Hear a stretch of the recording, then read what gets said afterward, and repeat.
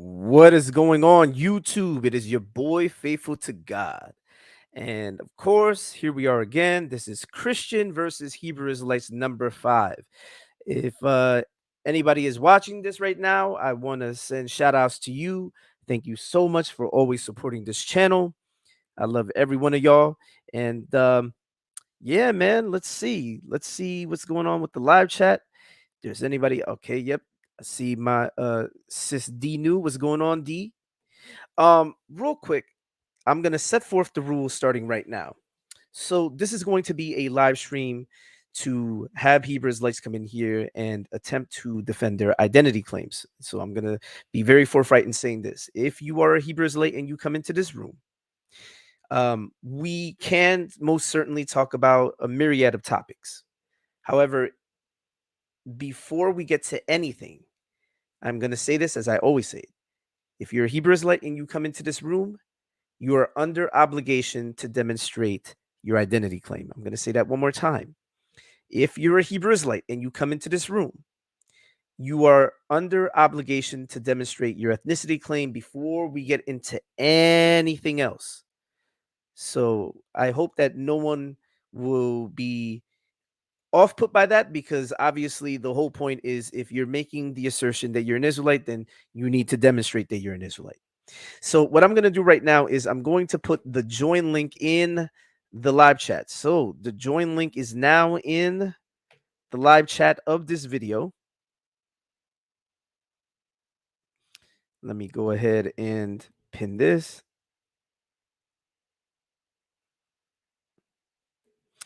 All right. So I see we have Real Lion TV. So Real Lion TV, if you would like to come in, let me actually post this comment. I can't find this comment. Where's that Real Lion?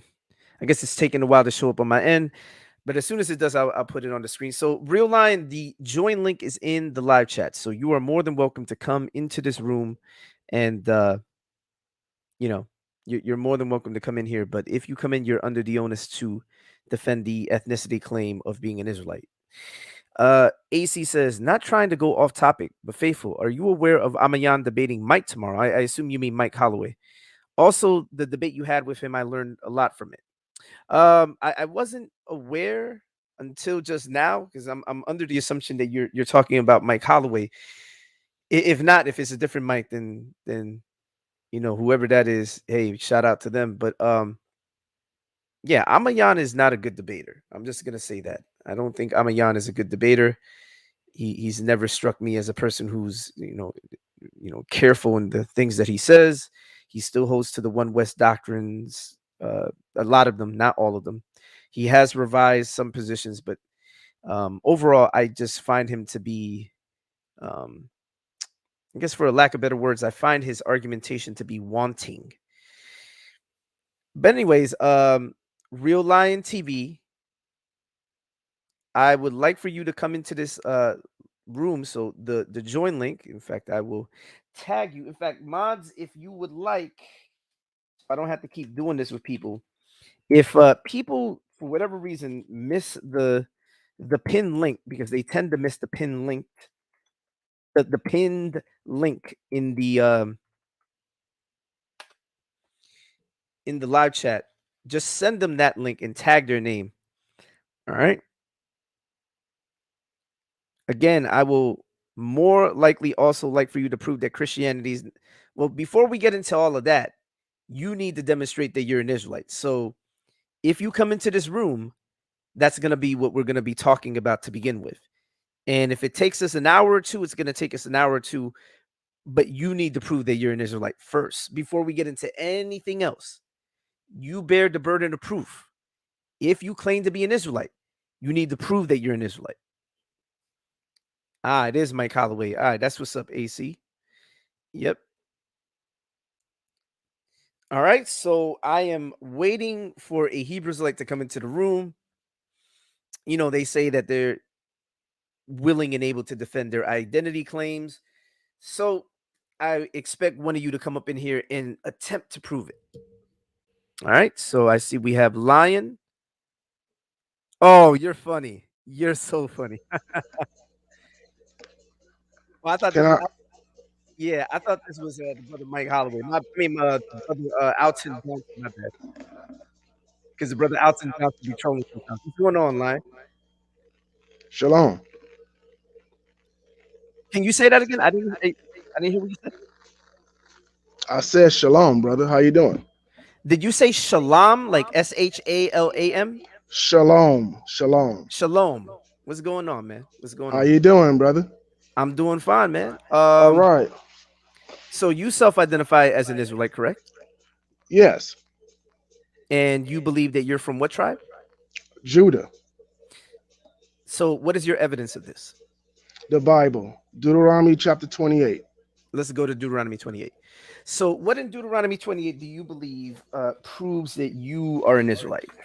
Slavery, captivity, breaking the commandments of God. Do you believe that you fit all the curses of Deuteronomy 28? Absolutely. 1,000, and so do you. Okay, so let's go ahead and deal with that. So I'm going to go ahead and go to the chapter. Mm-hmm. Just give me a moment. I'm pulling it up on my screen. Uh-huh. Make sure I got the Bible right here. Hold on a second. Well, let me close this window here. Close this one. Had a whole bunch of windows open. And also, I would like to ask a question to you. Can you No, prove? there's no asking of questions until we deal with the identity claim first. Oh, So I can do that real quick, real quick. Number one, if wait, you, if wait, hold you, on a second. this is off the script, and I know everybody come from transatlantic slave trade will identify with this. If that is you, then you are an Israelite by blood. Okay, so let me ask There's you this no, question. So uh-huh. does Deuteronomy 28:36 fit you? The Lord will bring you and your king, whom you set over you, to a nation No, that no, no, neither no, you no, nor your no, no, no, fathers no, have. no, No no, way, no, sir. no, Do you no, see no, me? no, no, no, Sir, no, do no, you see no. me in the middle of No, reading? no, no, no, no, no, Sir, no, I no, no. haven't even No, no, finished no, no, reading, no. and you're We're not. already interrupting. We only reading the King James version. We're not reading other versions. No, Okay. we can absolutely We read only any reading the King version. James version, brother. Why do That's the you, only authorized version. All the sir? rest of them What, are taught. No, sir? Let me ask brother, you a question. brother, brother, Was the Bible brother, written? brother, Are you brother, do you brother, see me speaking brother. right now? You're on my Uh, channel. okay. I'm gonna put you in the back if you keep doing it No, until I. no problem, brothers. No Okay, problem. But we're gonna read the King. so then I need you to listen. The Bible was not written in Elizabethan English. Number one. Number two. If you're going to have an issue because I am employing a Bible translation that you don't like, then I hope you can read Hebrew and Greek, because we're going to start looking at Hebrew and Greek. Can you read Hebrew and Can Greek? you? Can you? I most certainly can read Hebrew, and I most Okay. certainly can parse the Tawada, Greek. brother. Tawada. What that mean? What is Tawada? Is Lashawan Kodash. I think you Not. mean Todah. No, no, no, no, Tawada no. is fraudulent Hebrew. Oh, really? So you It's saying Harlem Hebrew. so That's Harlem Hebrew. you saying Yiddish Hebrew? That's what you saying. What is Yiddish? What is that? Yiddish Hebrew is from the Ashkenaz people, the fake Ashkenaz. Hebrew. What are the That's who they are. Ashkenaz? What is Ashkenaz? What is that? Oh, okay. You one of those. Okay. Ashkenaz is those who Ashkenaz? speak pagan language. It's not the Oh, authentic language. I got the Ash, original. I, I got the real Bible say that in name one more Hebrew. time. Say it one more time. Brother, you trying to be funny, brother. No, no, We're say it gonna one be more time, because if we're gonna can be you. peaceful. So what you're attempting to say is Ashkenaz, and you're referring to Yiddish, not Yiddish. You heard me the first time, brother. Let's stop Well, doing that. I most certainly You heard heard you. me the first So time, brother. let me All correct you. right? It is pronounced Yiddish, and No, you're no, no, no. attempting to You say heard Ashkenaz. But I here's the thing. said it the correctly the I'm same way gonna you put you in did. the back so you can listen, because we both can't be talking at the same time. So listen closely. Number one, do you think that the Hebrew phrase Elohim is Yiddish? Yep. Okay, so the Hebrew phrase Elohim that appears in the Bible, What Bible and you referring to? What Bible you referring to? okay, how about the Bible that we're reading, the No, actual that's Bible? not the one you're reading. That's not the authentic In the Bible. Hebrew text, pay attention. In the Hebrew text of the Old Testament, the phrase Elohim appears, and you're saying that's Okay. Yiddish. But Do you know that Yiddish speakers, when they refer to God, refer to him as Got, G-O-T, because Yiddish is a Germanic language. The Hebrew that you think is Yiddish is in fact biblical Hebrew. no, Elohim it's is not. a bib- There is no proof that you can prove that. That's not I one. can 100 You show me the book. Show I me the can book. 100% prove it. Show me the book. Can you be quiet and listen? We'll go from there. Show me Before we yours, and I'll show you I'm mine. deal with this very quickly, and we're going to go right back to Deuteronomy 28. So listen, number one, how do you pronounce the name of the nation that Jacob gave rise to? What is the name of that nation in Hebrew? In the Hebrew tongue, how would you say that name? Yaralash. Yadalash? Mm-hmm. What evidence do you have that show that the Now, Hebrew now, now, nation was referred? Do you see? You're not even in the. You're not even paying attention. I'm not paying it. What evidence do you have to demonstrate that the nation of Israel was referred to as Yadalah? The same one you reading from that fraudulent book you reading. Okay, I can you made show that me up. I made that up to prove a point. I Oh, can you made make that. things. I can make stuff up that you can't substantiate either. You Okay, just I saying a can lot of absolutely things. You substantiate it. cannot. Yes, I You can. can't. No, other than your words, prove your text. Is Prove the origin is of the it. nation Show me is the the book. nation of Show me Israel? the I'm going to book. prove it right now if Show you me be the quiet. book. Is the nation of Israel, is the name in Hebrew pronounced Yisrael? Yisrael. Yes, it is. Yisrael. Israel. Okay, so With a Y. in the yes, Yisrael. So then, do you think that's Yiddish? No, that's not Yiddish. Okay, why is that not Yiddish, but Elohim is Yiddish? Explain to me how. Elohim can mean many things. No. Just like Elohim don't mean God. It don't mean any. It could be interpreted anyway. I don't think you know. I don't think you know what Okay. you're talking about. Okay. Again. Is the Do pronunciation Elohim Yiddish? Is that Yiddish? yes. Okay, prove it's Yiddish. Okay. You keep telling me to prove stuff, but you haven't proved anything. No, I asked you, I prove know, that that's brother. Yiddish. No, you Brother, you I can. actually you actually made a claim, so you bear the burden of proof. So what is your evidence that that's Yiddish? What is the okay? We could do this because I see where this is going. You can't prove anything, but you want me to prove I everything, absolutely right? can prove it. I You can ain't show you. proved nothing. I You didn't can prove prove it. anything Pay other than your attention. mouth. I can prove it I in the. am paying attention. Can You you haven't be proved quiet? I'm gonna put anything. you in the back so you can listen because you have hearing comprehension issues. I can show you that the pronunciations that you don't agree with, I'm talking about actual Hebrew pronunciations, that they're in the transliterations that the Israelites themselves left in the Septuagint and in the Dead Sea Scrolls, in the Greek manuscripts, and in the New Testament. I can show you that they captured pronunciations that you fundamentally disagree with and would assert are somehow Yiddish. Now, you're saying that and this is important that you hear me because you earlier you tried to say that because you said, oh, that you talking about that Yiddish. No, I'm talking about biblical Hebrew. So when I mentioned Deuteronomy 28 and I said we can look at the Hebrew and the Greek, I am referring to biblical Hebrew and biblical Greek. I'm not referring to quote unquote Yiddish.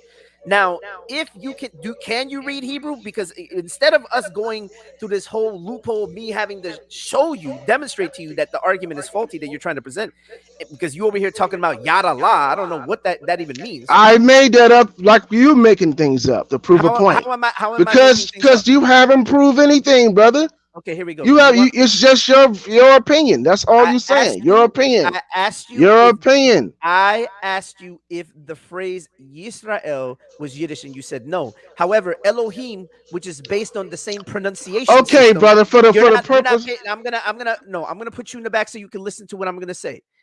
When I mentioned Yisrael, you said that wasn't Yiddish. You said that was Hebrew.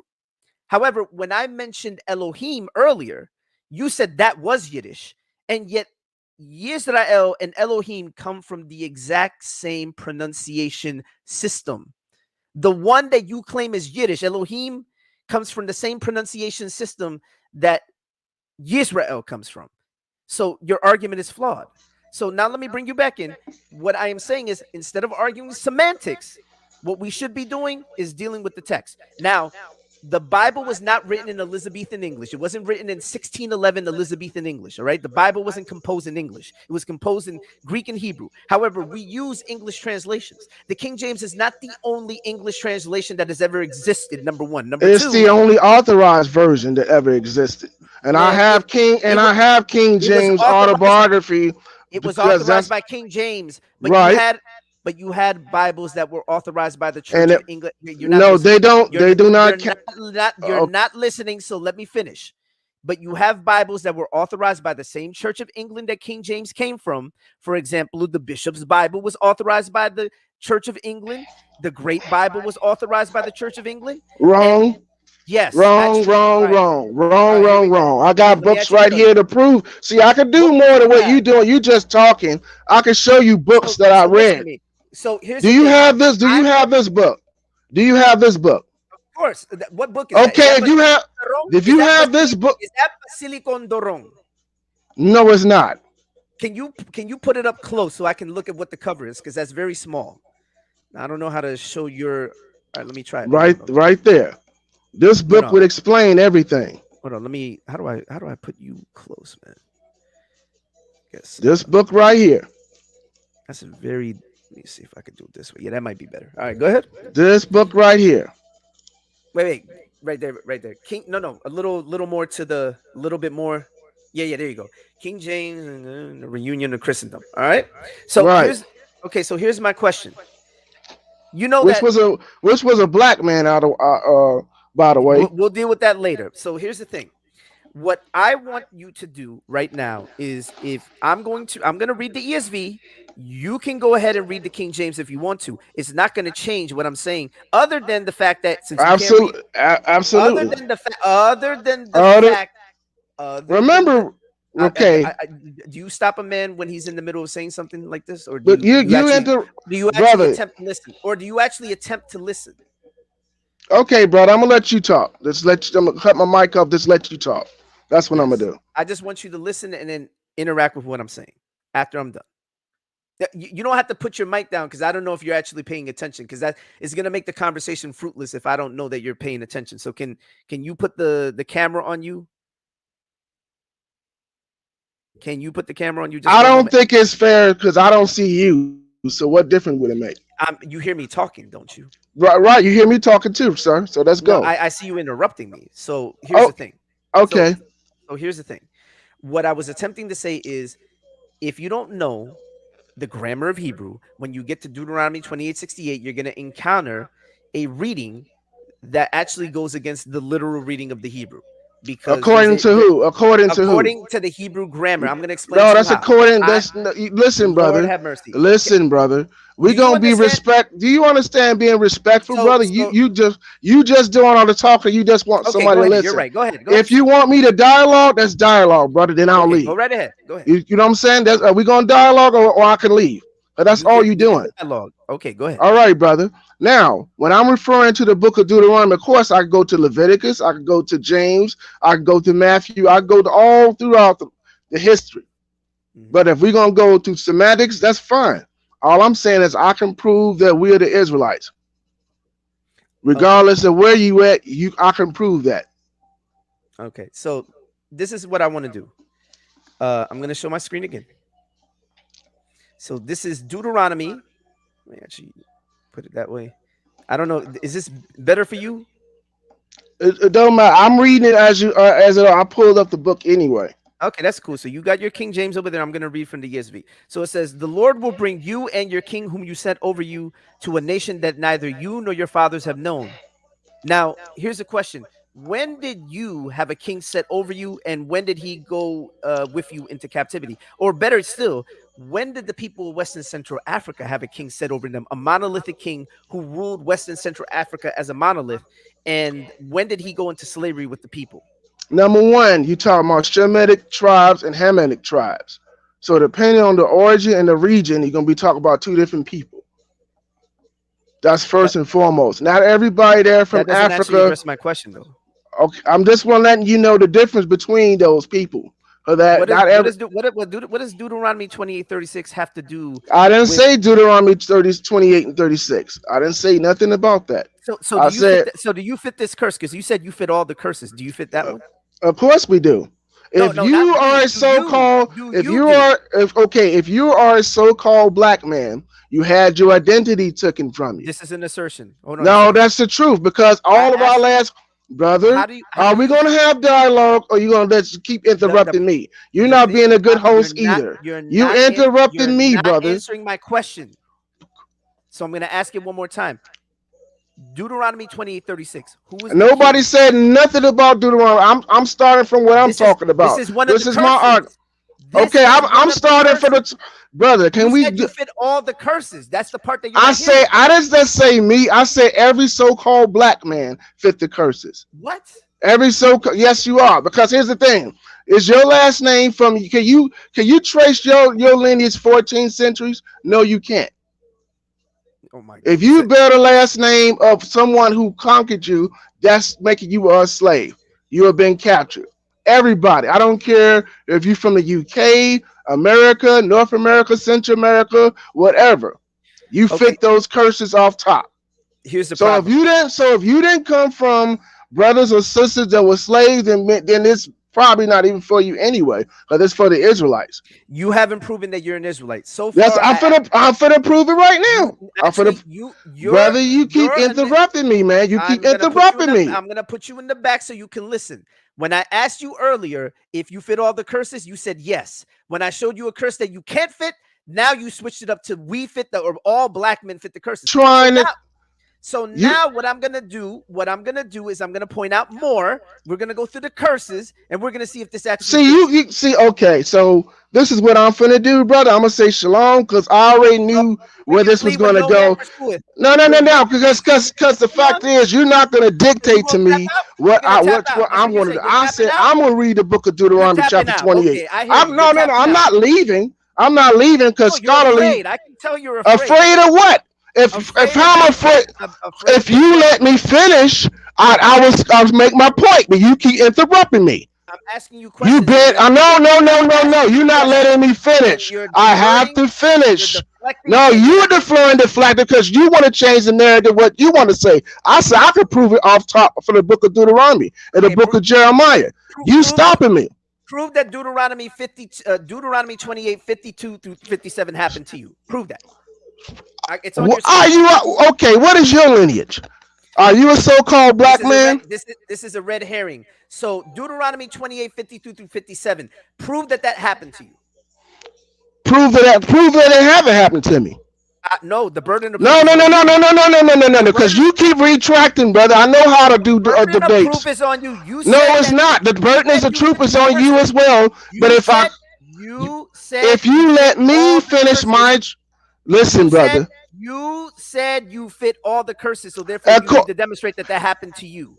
First of all, let me do it the way I say it, and that's how we're gonna go about it, brother. If we can't have a good dialogue, what is the point in this? Because you trying to prove a point, I'm trying to prove a point. You over talking me, I'm over talking you. I'm sorry, I'm not a rude person. Okay, I don't mean to be. All right, but you got to be a good host too. Could have fooled me, but here's the thing. Okay, if you can Let's be this, okay, this is how we should do it, brother. You get 5 minutes, I get 5 minutes. So you don't interrupt me, okay. I won't interrupt you. I'll give you 5 minutes is way too long. I'm gonna give you 2 minutes, and I'm gonna take 2 minutes, and I'm gonna put the timer up. So I'm gonna ask you questions, and then I want you to answer. And if you don't answer, I'm gonna keep pointing out that you didn't answer my question. And I could do the same thing as you, right? Of course. Okay. So now, when we read the book of Do Deuteronomy, you, chapter sir? 28, Have you seen that I haven't put the clock up yet? Can you hold your horses? okay, this should be Not easy right here. actually, it's very difficult for you because Very easy right so here. Because I want you to prove this, and I know this is a sticking point for Christians. here's the issue. Number one, you've made an assertion that you're an Israelite and that you fit all the curses. When I showed you Deuteronomy 28:36, you tried to deviate. When I Brother, showed did you, it start? No, no, wait a minute, bro. I'm in the middle of explaining this so I can put the clock up because I want you to know what the question is. When I showed you Deuteronomy 28:52 through 57, I asked you the question: do you fit all those passages? And if you do, demonstrate it. Me and you doing the exact same So thing. what I'm gonna do So right now is I'm gonna put the clock up. So the question is, can you show me how you fit Deuteronomy 28, 52 through 57? I'm asking you a specific direct no, question. it don't work that way, brother. Cause It see, does. you It is my channel, and I'm asking you that question. So I okay. expect you to answer. So you got 2 minutes. Go ahead. 2 whole minutes to demonstrate it. Go ahead. No, Deuteronomy I'm gonna 28, start at 52 through 57. Go ahead. no. I'm gonna set the narrative for me because it's my 2 minutes. The way I shoot it, then you do yours the way you want to. How about that? That's what I want to do. Now we got the book of Deuteronomy, chapter 28, and we're gonna start at the first one. And it's real quick. Then I'm gonna address yours in 1 minute because this is real lightweight. Okay, we read the book of Deuteronomy. It tells you all the promises of the Israelites if we kept the commandments, right? And if we didn't keep the commandments, these are the things going to happen. It says, you will be blessed in the city, you will be blessed in the field. Your blessings will be of the fruit of the body and the fruit of the ground. Now, when it says Deuteronomy chapter 28, verse 28, it says, you will be have astonishment of heart and astonishment of mind. That's talking about the Israelites. Now let's go to verse 37. Thou sons and our daughters shall be given to another people, and thou shalt look and fall, and holding them all day and long day, and that they may not be have the hands. Verse 33. And the hand or the fruit of thy labor shall be another nation shall know us, shall eat it up, and thou shalt be oppressed and crushed always. That's the so-called Black, Hispanic, and Native Indians. Now you said verse, what was that, 52? Verse 52 is talking about what we're going through right now. Black Lives Matter, getting killed in the streets. All our inventions been taken by the so-called white and Hispanic people that is not of the Israelite tribe. It's talking about those things, and that's what it's all about. And that's the scriptures that I'm reading right here. So go ahead, and I'm gonna mute my mic. All right, thank you. I'm gonna put you in the back so I'm not interrupted.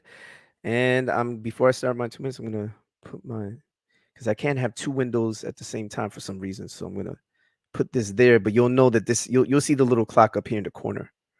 All right, so it starts now. Okay, so my friend Lion here attempted to make an appeal to some of these verses, but what he didn't see was where it said in verse 3, blessed shall you be in the city. What city? Their city. Blessed shall you be in the field. What field? Their field. Blessed shall be the fruit of your womb and the fruit of your ground and the fruit of your cattle and the increase of your herds and the young of your flock. What is this? Your ground in their land, because you'll see as we continue to read, and you look right here, it is in verse 12, if I'm not mistaken. No, excuse me, verse 11. And the Lord will make you abound in prosperity in the fruit of your womb, in the fruit of your livestock, and in the fruit of your ground, within the land that the Lord swore to your fathers to give you. America was not the land that was given to the people of Israel. Moreover, you haven't demonstrated that West and Central Africans are the people of Israel as a people group. And so when you make an appeal to this could not logically be talking about your people group. It just is not talking about your people group. That's why when you look at the curses, you'll notice that you'll see things like in 21 where it says, the Lord will make the pestilence stick to you until he has consumed you off the land that you are entering to take possession of it.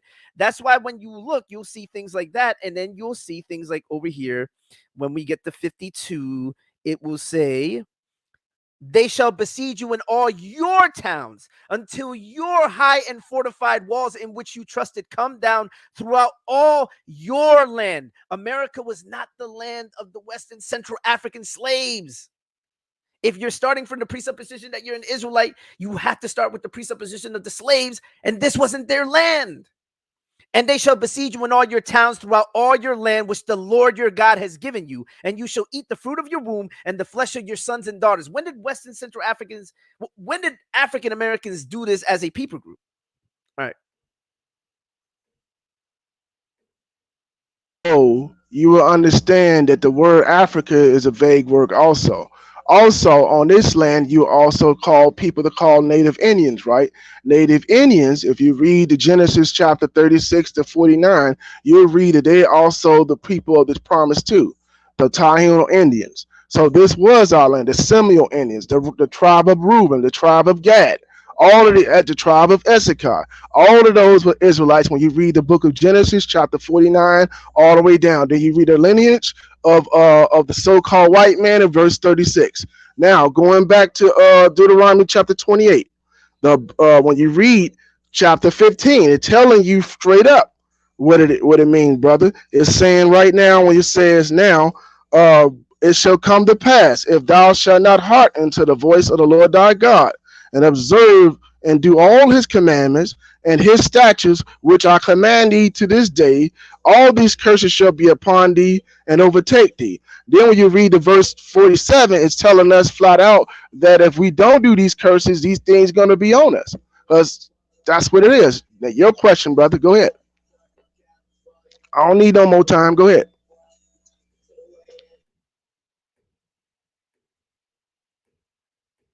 Let me point out that that was a horrible rebuttal that our friend didn't actually address my question. So notice Deuteronomy 28:52, they shall besiege you in all your towns until your high and fortified walls in which you trusted come down throughout all your land, the land of Israel, the land of milk and honey.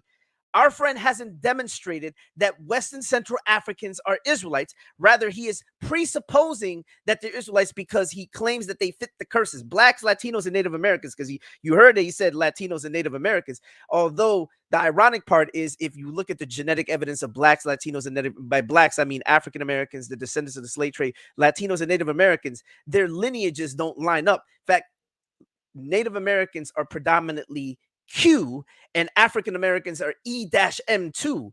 They're two completely people groups, yet he's claiming they're the same people. And right here in 52, it says, they shall besiege you in all your towns until your high and fortified walls in which you trusted come down throughout all your land. And they shall besiege you in all your towns throughout all your land. This cannot be applicable to West and Central Africans. And I'm using African in the colloquial sense. Let's keep it real. If you want to argue semantics, you're going to lose that argument with me because it doesn't work. The reality of the matter is that you haven't demonstrated that you're an Israelite. So I want you to tell me, when did this happen to you?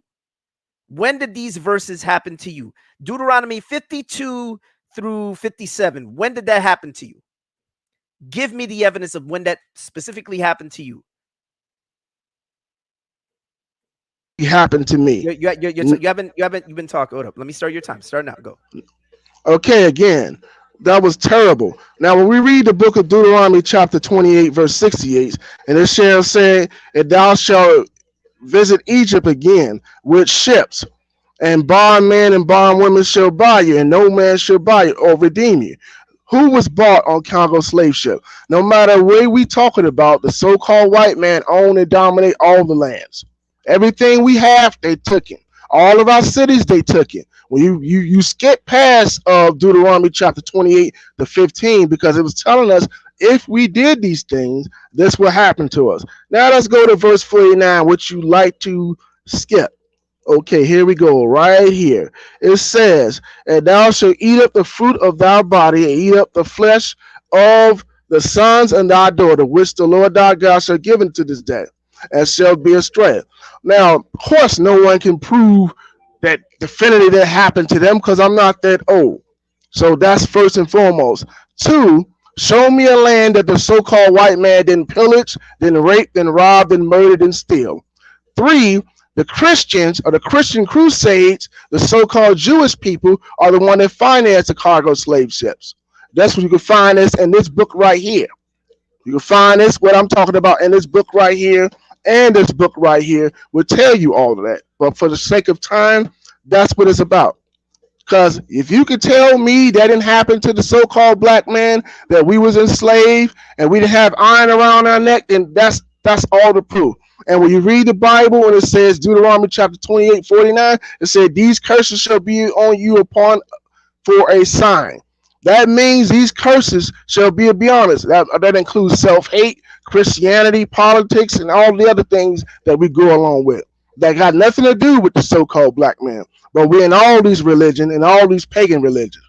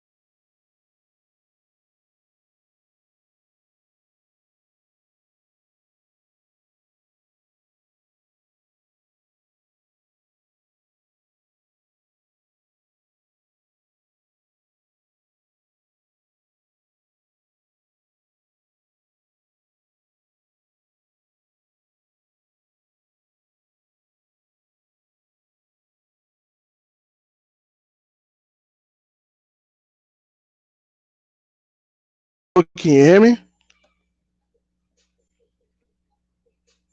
Hello, can you hear me?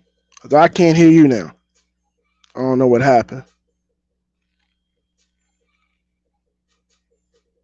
Hello? That's the audio or something's going on.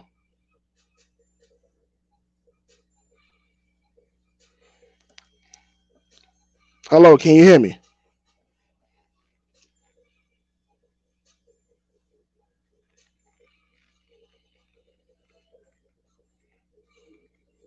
All right.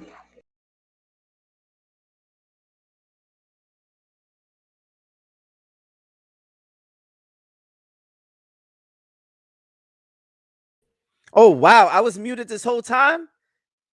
Wow. Wait, this whole time I was muted? I was muted this whole time.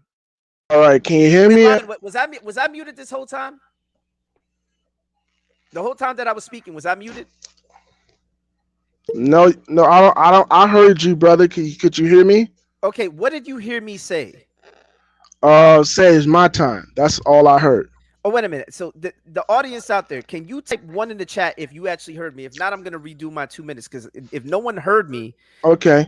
Go give me ahead, give me brother. 1 second for the chat. Type one if you heard me and type two if you didn't hear me. During my time, during the 2 minutes that I spoke, could you hear me or could you not hear me? If not, I'll just redo.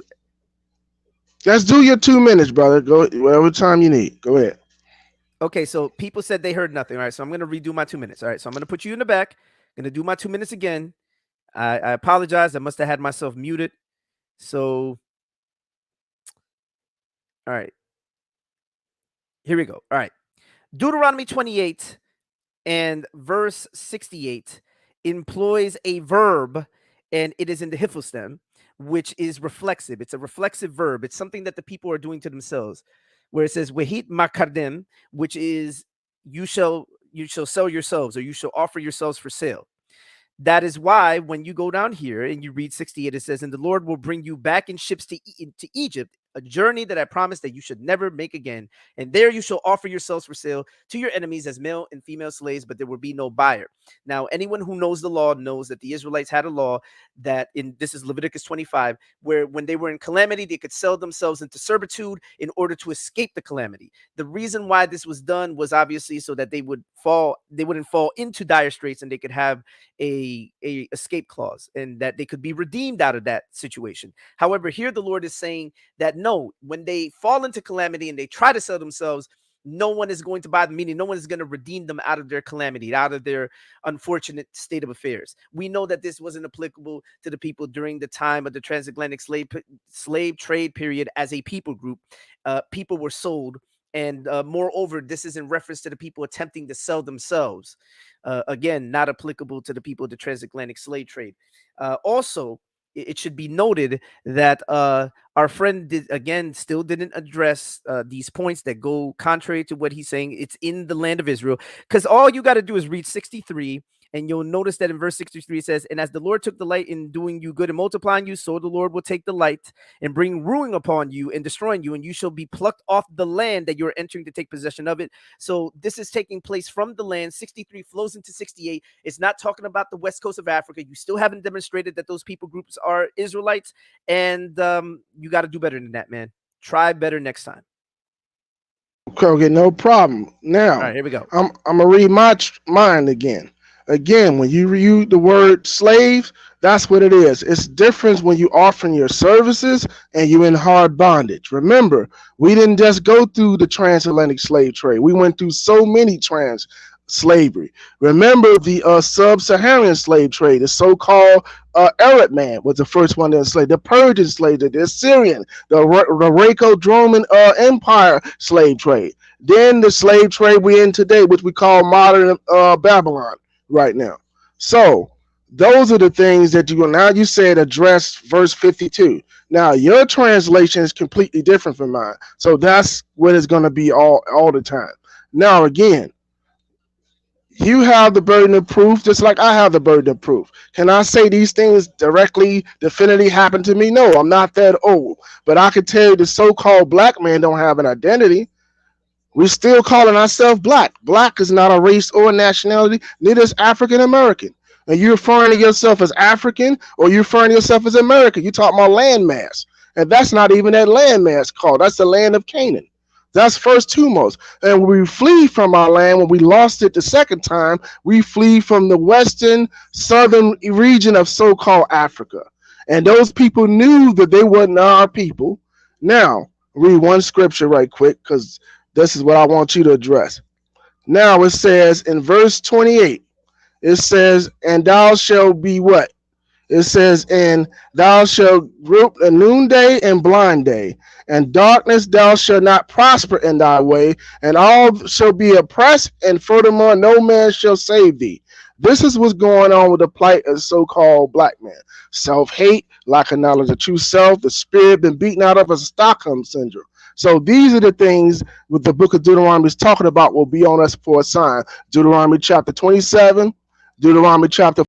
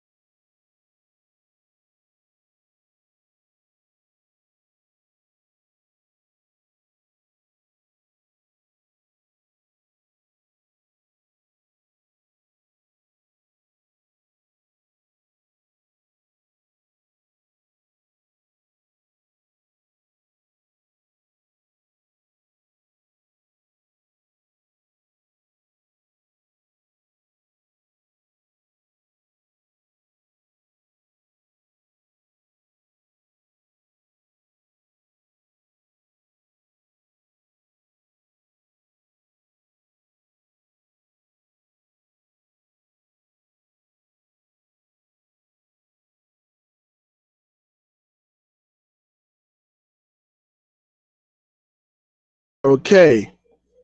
Again, let's go back to verse 64. And the Lord shall scatter thee among all the people from one end of the earth to another, even unto the others thou shalt serve other gods. Wait, hold on a And second. Hold on a second. The audience could the audience still hear me? now I was telling you, you brother, you was muted again. Oh goodness. All right, let me start my time one more time because if all right, here we go. I apologize, man. I All right. apologize. All right, here we go. All right. Starting now. So, here's the problem. When one goes to Deuteronomy 28 again and they look at 68, what does it say in verse 68? And the Lord will bring you back in ships to Egypt.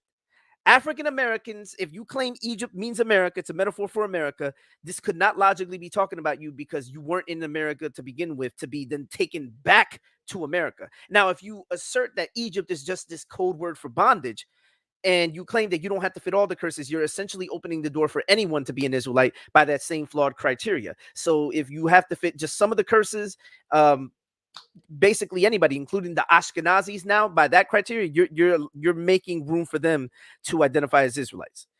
Here's the thing: the thing that I was showing you over here is in Deuteronomy chapter 4, because you know your argument falls apart when we actually start reading all of Deuteronomy. And it says, and the Lord will scatter you among the peoples, and you will be left few in number among the nations where the Lord will drive you. The people of West and Central Africa, the tribal groups from which African Americans descend from, They're not few in number in West and Central Africa. They're also not few in number in the Caribbean. You know, the descendants of the slave trade. They're not few in number in the Caribbean. They're the predominant people group in the Caribbean, the predominant people group of West and Central Africa, the predominant people group of Brazil, the predominant people group of Panama, et cetera, et cetera. And they're the largest singular minority in this country. Right then and there, that destroys your argument. This isn't talking about you, just as Deuteronomy 28 is not talking about you. So asking me to try to address one of your points when you're not actually dealing directly with mine is a bit disingenuous. So what I want you to do is to show me how this actually fits you, because we already see that these verses aren't fitting you. So I'm going to give you another chance, because it seems that you're not actually demonstrating this at all. In fact, the scriptures are refuting your claim. Different translation. That's why. That's why our argument is going to be completely different. I'm reading the one that's authorized by King James, and you read another one. That's what it's going to be, and that's fine, brother. That's your prerogative to do that. But when I asked you, we talk about fewer Wait. numbers. Listen, can you We do me a talk. favor? Sure. You're talking, and the time hasn't even started. Can you wait until the clock actually starts for you to start talking? Because you're literally starting like mid sentence and no one's hearing you. Like you're hearing like a little bit, and then like so everyone can hear your points. It's important that you start when the clock starts. Okay. Okay. All right. So I'm starting your time. Starting now. Go. Okay. We talking about the lineage. Let's go back to the book of Numbers. We're gonna go into the book of Numbers, chapter 1, verse 18 from the King James Version. This is how it's described for me.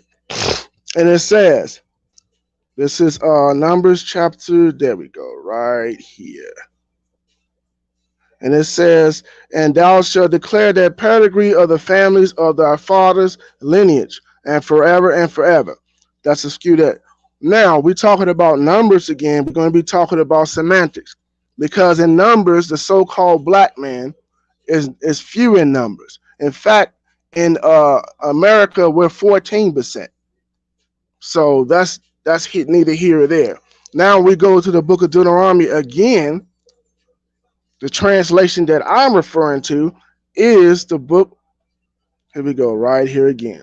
Like I said, yours gonna say something completely different than mine, and my Bible says do not add or take away in there, and that's coming from King James Version right here, his book. If you have that, you will know that. And it says, "And thou shalt serve another people." Who is serving the other people right now? We are. We don't need no Bible to know who's in captivity, who's getting killed, who's getting lynched, who's getting raped, who's getting beaten. Well, we don't need to go into any of that other stuff. And it said, "Among the nations thou shalt be erased, and thou shalt not sow the foot, and they shall rest from the Lord, and shall be given to thee the heart of tremble and fear." Who living in fear right now? Black, so-called black people, huh? Black on black crime, self-hate, religion, and all of these things that happen to us are biblical, brother. Biblical. Killed and hung. All right. All right. So I'm going to start my time now. Again, I'm noticing that you're presupposing that you're an Israelite and you're not actually demonstrating that you're an Israelite. Again, Deuteronomy 28 is not talking about you. It is very clear, because we have Deuteronomy again, chapter 4. I'm going to read this one more time. "And the Lord will scatter you among the peoples, and you will be left few in number among the nations where the Lord will drive you." You will be left few in number. African Americans and the people groups from which African Americans descend from are not few in number. And you have to ignore that to try to posit your claim. Here's the fact of the matter. African Americans as a people group are not the only people group who have been taken into slavery. That's why you have the Barbary slave trade. Look that up. Barbary slave trade. That's B-A-R-B, B-A, wait, yeah, Barbary, wait, Barbry, Barbary slave trade. Look that up and you will see for yourself that you had non-black people who were also stripped of their name, that were also sent to various nations and were, stripped of their identity, all that. According to your criteria, they have to be Israelites, even though they're not black people. So right there, your argument falls apart. The very term slave, etymologically, comes from the Slav people, non-black, non-Shemitic people. The very term slave comes from them because they were constantly being oppressed, especially by the Romans. Like, how don't you know these basic facts, man? Deuteronomy 28 is not talking about you. African Americans are not the only people group to experience calamity, hardship, oppression, etc. The whole issue is that it's a heart problem. It's the problem of sin. And the problem of sin began in the garden with Adam and Eve. Men have a sin nature. And unfortunately, you seem to be in bondage to sin in the fact that you have a false identity and your identity should be in Christ and it isn't. You asked the question, Uh, sir. Since no, no, no. I you gotta, sir. you're the scholar. What part of I haven't started your time did you not get? So Okay, okay. I'm We're gonna starting start with your time, time. sir. Go. Okay. Again, this is the argument that we have with Christian and Christianity. Number one, Christianity is pagan worship. You're doing birthday parties, Christmas, Thanksgiving. You're not keeping the Torah. You're not keeping the commandments. In fact, they tell you the laws are done away with.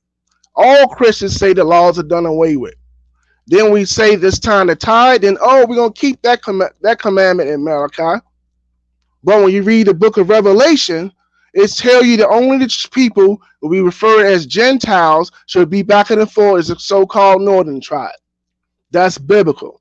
And that's in the book of Hosea, chapter 4, verse 1. For the sake of time, I can't read it. That's why I just gave you the reference. And only the Israelites that keep the commandments, Revelation chapter 21, verse 12, is the only people that going to be in the 12 gates that keep the commandments. No, not because guess what? Gentile is not a race or a nationality. Whosoever is not a race or a nationality. Christian is not a race or a nationality either. We're talking about a Pacific bloodline people that come back to God. When you read Romans chapter 12, verse 2, when it says you must be born again, that baptized by fire, not water. That means with the wisdom and knowledge and understanding that come from the Bible. And now, when all Christians have the problem, we say, "Oh, Deuteronomy." I say, "Well, okay, again, the Bible says specifically, only the Israelites shall be saved and get salvation, because there is no other people need salvation from himself and from other people." Luke chapter 1, verse 68 to 62. There is no other people that fit that. When you read the book of Romans chapter 9, verse 3 and 6, it specifically tell you who are the people, who going to get the bloodline, who going to get the curses, no more, and all of these things going to happen to them.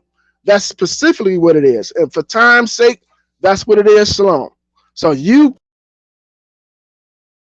Thank you. Starting my time now. Number one, the debate topic is not right now how a person or who receives salvation. But since you wanted to go there, you wanted to talk about Revelation chapter 21, where it talks about the 12 grapes, but then you ignore the fact that Revelation 21, 23 through 25 talks about the nations of those who are saved in your precious King James reading.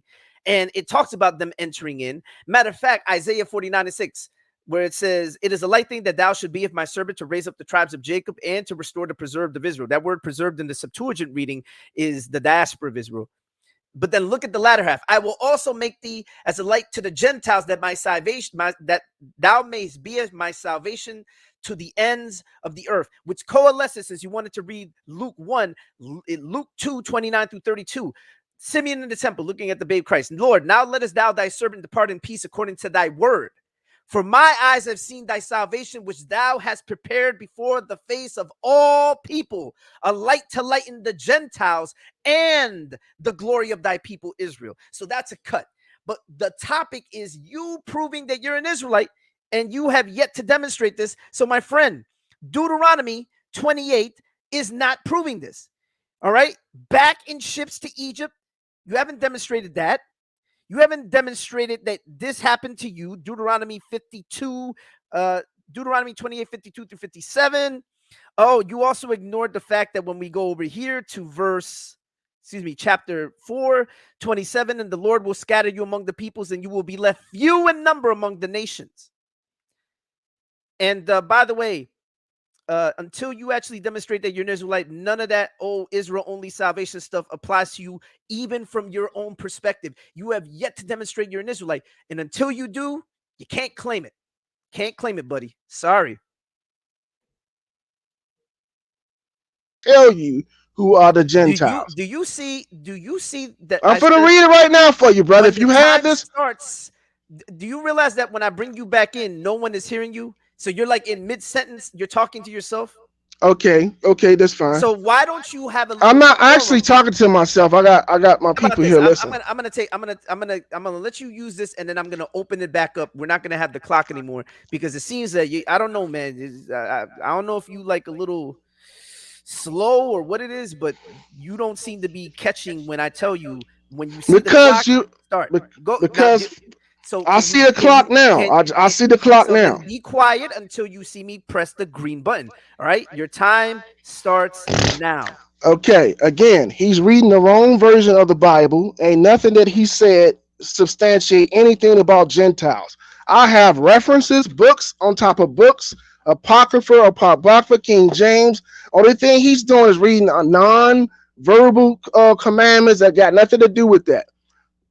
But we talking about who the children of Israel. We're talking about the bloodline lineage. Now, anybody can pick up the Bible dictionary. And like I told you, whosoever is not a race or a nationality. Gentile is not a race or a nationality. It got to say specifically that that tribe or that people can be saved. You cannot use Luke words to say, oh, Gentiles. Now, Gentiles is anybody. We're Gentiles right now if we don't keep the commandments. If you're not doing the Passover or the Feast of Leavened Bread, you are considered a Gentile until you keep the commandments. Romans chapter 9, verse 3 and 6 specifically tell you that only the people of the promise is going to get to heaven. Gentile is not a race or a nationality. Like I said, you have to specifically say the race and the tribe of that people. You can't just say world. You can't just say whosoever. You can't just say faith. You just can't say religion. Because religion simply means practice. That's all it means. That's all it means. Because like I say, because we've been conquered as a people, we regurgitate the things of the people because we've been enslaved. That's what it is. They beat us into Christianity. They beat us into Roman Catholic and all this other stuff. There is no scripture to say that anybody outside of Israel by name shall be saved and get the covenant or the promises. None. Because Gentile ain't cutting it. You got to do something better because I can cut you real bad with this book when you're talking about the Gentiles. Because only the bloodline of the descendants of Abraham, Isaac, and Jacob shall get the covenant. Point blank, period. Point blank, period. Problem is you've been cutting yourself this whole time. You haven't been cutting anything but you, with those bad arguments. But let me go ahead and stop screen sharing over here. So I'm going to bring you back in. So we're going to have an open discussion now. Here's the problem. Number one, you said, oh, only the Gentiles, let me go ahead and deal I with didn't say only the Gentile. No, I no, said no. only. I said only the people of God, definitely in the Bible, can be saved. Who There are is the people no, of God? there is no race, nationality, Who or are the people people outside of of Israel shall God be in the saved. Bible? Because when you got, if you Who go, are the people of God in the Bible? the 12 tribe of Israel, All right, that I is want to ask you a so-called black question. Hispanics. Let's do That something real quick. I want you to look at your screen. We're going to go through this one by one very quickly. Old okay? covenant, and then we're going to go to new covenant. Watch this. Sure, no problem. Deuteronomy 28, let's go to verse 43. Okay. Okay. Verse 43 says, the sojourner. Let me, you know what? I'm going to read this in your King James. Sojourner is No, no, talking no, no. Be about quiet. Be quiet. Wait. Sojourner is talking about Be the quiet for northern a second. tribe. You got to read Romans chapter 9, verse How 26. could this be talking about the northern tribes if Israel The had not? northern, You're not. because the north. I need you to listen. How could this be talking about the northern tribes if Israel had not yet been scattered, sir? This is before they entered into the land. This is when they were still traversing the road to get to the land of Canaan. How in the world did you not know that? How is that talking about the northern kingdom when this is taking place Because the southern. before? Okay, again, sir, the southern kingdom was still there in the continent of Africa. The northern tribe was taken away when you Where do you read the see book of continent of Genesis. Africa? I'm going to read this. Listen again. The sojourner. That's why I wanted to pull the King James. Let me pull the King James since you Okay. want the King James, and we're going to read this all in the King James from here to chapter 29. So this is what I'm going to do. I'm going to go to the same verse in the King James, right? You caught yourself up bad on this one, man. No, All I right. didn't. Yes, you did. Look, No, I let me show didn't. you. Let me show you. Deuteronomy 28, and we're going to look at 43, right? Okay. In the King James. Now look what it says. I'm looking at what it says. I got The my Bible right stranger, here. the stranger that is within thee shall get up, shall get up above thee very high, Yep. and thou shalt come down very low. Who is Yep. the? Pay Who's attention. that stranger? The stranger is a so-called white man. That's the Oh, so stranger. now it's switched. So now the That's the stranger no, no, wasn't the no, north. no, no, no, Now no, it's the no, no, white man. no. Because when you read Psalms 83, it tells you who are enemies right now. When you go to the Okay, book of so Psalms 83, so this is verse 3 and 5, so I want you to go with that. So this is talking about the white man, right? And right? he shall lend to thee, and thou shalt not lend to him. He shall be the head, and thou shalt be. So this isn't talking about the northern kingdom. This is talking about the Nope, white man. right? Okay. So I want you to remember what you just said because you just cut yourself. No, I didn't. You just Oh not yes. understanding what I'm Oh no, saying I because you know slow this to Bible listen. front to back. You So don't watch know this. you don't. So now let's go down to verse 10 in Deuteronomy 29. Remember, you said that stranger was the white man. So look what it says. Ye stand this day, all of you, before the Lord your God, all your captains, your tribes, your elders, your officers, with all the men of Israel, your little ones, your wives, and thy stranger that is in thy camp, from the Mm-hmm. hewer of thy wood unto the drawer of thy water. That means the white Mm-hmm. man was already in the nation of Israel back then, according to you. 11. I mean, pardon me. Where was I? Verse 11. Yeah, verse 12.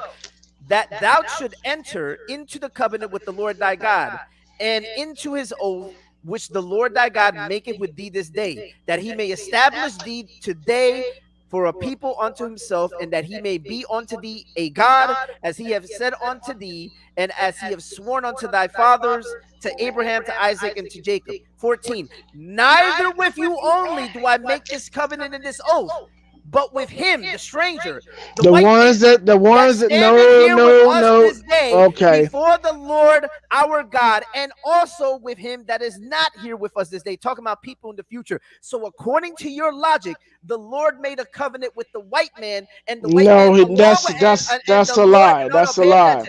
pay attention. And the Lord allowed for the white man to enter in along with the people of Israel, according to No, your reasoning. no, We're no, using no, your reasoning in no. this. You said Okay. the word Like, stranger was I'm talking finna about read. white man, I'm so that finna means read the this. white I'm man finna read along the with the. scripture right I now. need you to If listen. you, if If you let me finish, you can hear the point.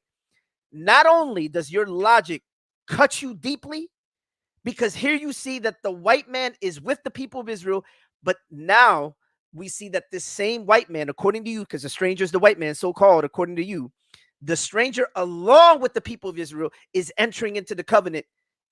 That means that the covenant was also made with them. They were a part of the people of Israel as converts. So you cut yourself. You cut yourself bad. you said that, and No, what you added that is not everybody in the heard you Bible. what you said. You added that in the Bible because Everybody the heard what so-called you said. because when you read the book of Obadiah chapter 9, it Pay said attention. about No, listen to me. no, I don't brother. want you If to you lie. I listen, don't want you to listen, lie. I don't want you to lie. brother. Did you or did you not say that the stranger was the white man? I said that was the strangers. I didn't say that was a stranger. I said that was a stranger, just like Gentile. You said that was the white man, correct? Gentile is a Did vague you say word, that just was the like white man? stranger, just like Did whosoever, you just like say word. did No, you I say didn't that was the say white man? the way you saying it. Did you say No, that was the white no way man? you saying it. Did No, you say that was the the white way man? I said. No, I did not say that. Okay, get out of here. This dude. What's going on, Ezra? What's going on, Ezra? You are in the live chat. What is going on? Shalom, brother. Can How you you do me a doing? favor? Do you mind just for a moment turning your camera on? I want to make sure if this was the same guy that was in here last time with the glasses that said Okay. that he was an Ethiopian Jew. Oh, so this is you. This is the same guy, right? Ethiopian Jew?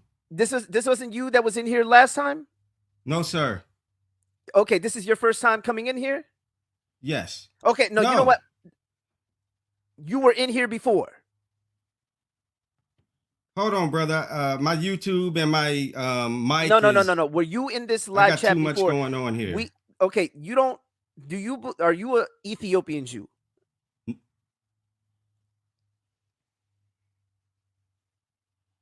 I said, are you an Ethiopian Jew? No, sir. I'm not an Ethiopian Jew. Okay, you're not an Ethiopian Jew because you know what? My apologies. Then I'm confusing you for another dude who was in here who was also, he seemed, no, no, actually, you know what? I take it back. That dude believed you're a Karaite, so you don't believe in the halakha tradition. He did believe in the halakha tradition. So that's my apologies, man. He had glasses, you had glasses. So I was like, ah, man, you're a brother, he's a brother. So I was like, is this the same dude? I don't know if he shaved his head or something. So my apologies to you. My apologies. My apologies. Um, so are you a Hebrew Israelite, or are you just a Karaite Jew, or do you just like what's your, How do I turn one of these off? I got a YouTube going and your stream going at the same time, and I'm hearing two. you just turn the YouTube off, the YouTube, and just you will be able to hear me in here because you don't need the two going on at the same time. Got you. Okay, great, man. Boy, I that was was saying my apologies. I seem to be I confuse you for another gentleman, Alfredo Valentin. If he's in the live chat, he can concur. There was a gentleman that we spoke to who claimed to be an Ethiopian Jew, although I just remembered that he held to the halakha tradition. You do not, obviously, as a Karaite. So just by the mere fact that you have Karaite in your username, you obviously wouldn't hold to the halakha tradition. So therefore, you're obviously not that guy. So, but the reason I had confused is because you both had the same glasses, got the same style of beard. So I didn't know if you were the same guy, but because he's a brother, you're a brother. You kind of look a little bit like him, so I wasn't too sure. He had hair, you don't have hair, so but needless to say, I do want to apologize to you, man. My also he was a apologies. handsome brother. Yeah, yeah. Oh, I don't know about all that, man. But look here, man. I was gonna ask you: do you self-identify as a Hebrew Israelite despite being Karaite, or are you yeah, just yeah, I'm Hebrew Israelite, but probably not in the sense of what you're saying, because, for when I say example, Hebrew Israelite, whether I'm talking the belief that African Americans as a people group are the biblical Israelites. Is that your position?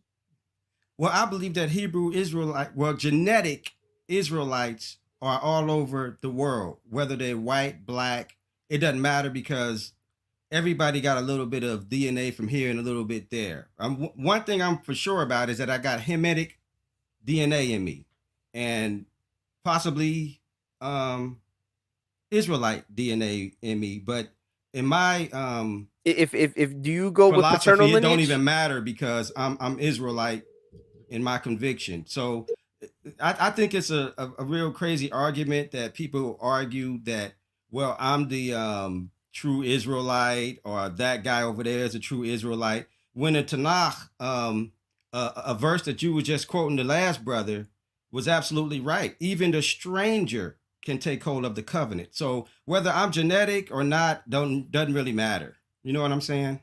Hmm.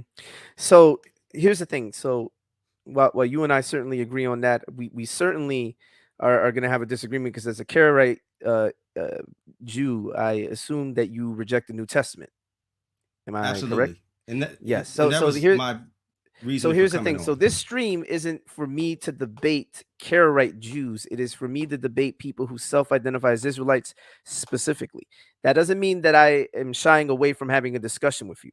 But Okay. I would like to have a discussion. So is there any way for you and I to matter of fact, can I take your information? And what I could do is I'll set up a stream where it's just you and I, and we can go over the messianic claims for Yeshua, for Jesus, and you can present your objections. And of course, I would like to hear from a Karaite's perspective, because I've certainly heard the rabbinic anti-missionary perspective. So, is there a way for me to Okay. get your information? Well, you could reach out to me on my email address is tmaxberry. Wait. Could you do me a favor? Can you on your screen? Uh-huh. You're on a laptop, right? That's correct. Okay. Could you type in where you see where it says private chat? Just click on that. Yes. And then Yes. in here, just type out your email and I will save it. And then what I'll do is I'll schedule a conversation for the two of us and we can actually have a live discussion, a cordial discussion, hopefully, unlike this gentleman over here. And again, my apologies. I didn't mean to come at you that way, man. I just wasn't sure. The Oh no, last gentleman who no was in problem here. at all. I couldn't understand you because I had the YouTube and your stream going at the same time, and I was hearing both. Man, I never been so confused in my entire life. Right. Yes. But I certainly apologize to you, man, for the confusion. Okay. And But so I I would like to ask, well, like to make one statement Okay. about the arguments of Israelite, whether I'm genetic or not. Mhm. Um, I don't know why the brothers argue this, by claiming that we are the original Israelite. We could be, we may not be. To me, though, it doesn't matter because anybody can be Israelite, whether you're uh, genetically Israelite or don't have a drop of Israelite blood in you, because the scriptures teach that even the stranger can take hold of his covenant and be Israelite. And even the Tanakh, the Torah teaches that once a stranger, if he want to take part, want to participate in the festivals and all that, he must just be circumcised and embrace the covenant. So it doesn't matter whether a person is genetic or not. That's my whole stance. And yeah, we can have a discussion on the New Testament because I don't follow the New Testament. I And you don't believe that believe in it's that Jesus is Messiah claimantship, I assume, right? that's So, correct. That's correct. all right. But here's the thing, and I'm gonna be forthright, and I'm doing this because obviously Hebrew Israelites are gonna see me talking to you and say, "Well, why didn't you tell him?" So I'm gonna say that since you are a Karaite, and I know what more or less the Karaite position is, obviously, your position is you just go with the Tanakh, right? With the That's Tanakh, correct. and so you don't at all uh, interact with the what's commonly called apocryphal books, No, uh, sir. right? And also, you don't have any sort of dealings with the Halakha Talmudic tradition. That's correct. And Okay. another statement I would like to make, sorry to interrupt you. Hmm. I would like to discuss with the Hebrew Israelite brothers and ask why they like to argue with you guys about the law keeping or not, because Paul absolutely, without a shadow of a doubt, and I want Israelites to hear this because I would discuss with them or debate with them either way. But Paul absolutely, without a shadow of a doubt, said the law is over. And I don't know how many ways he have to say it. He said we are He dead to the also he also law. said that the law was good, but needless to say, Yeah, he said it was good, we but I'm we saying, but he we we said can we don't certainly have to keep it anymore.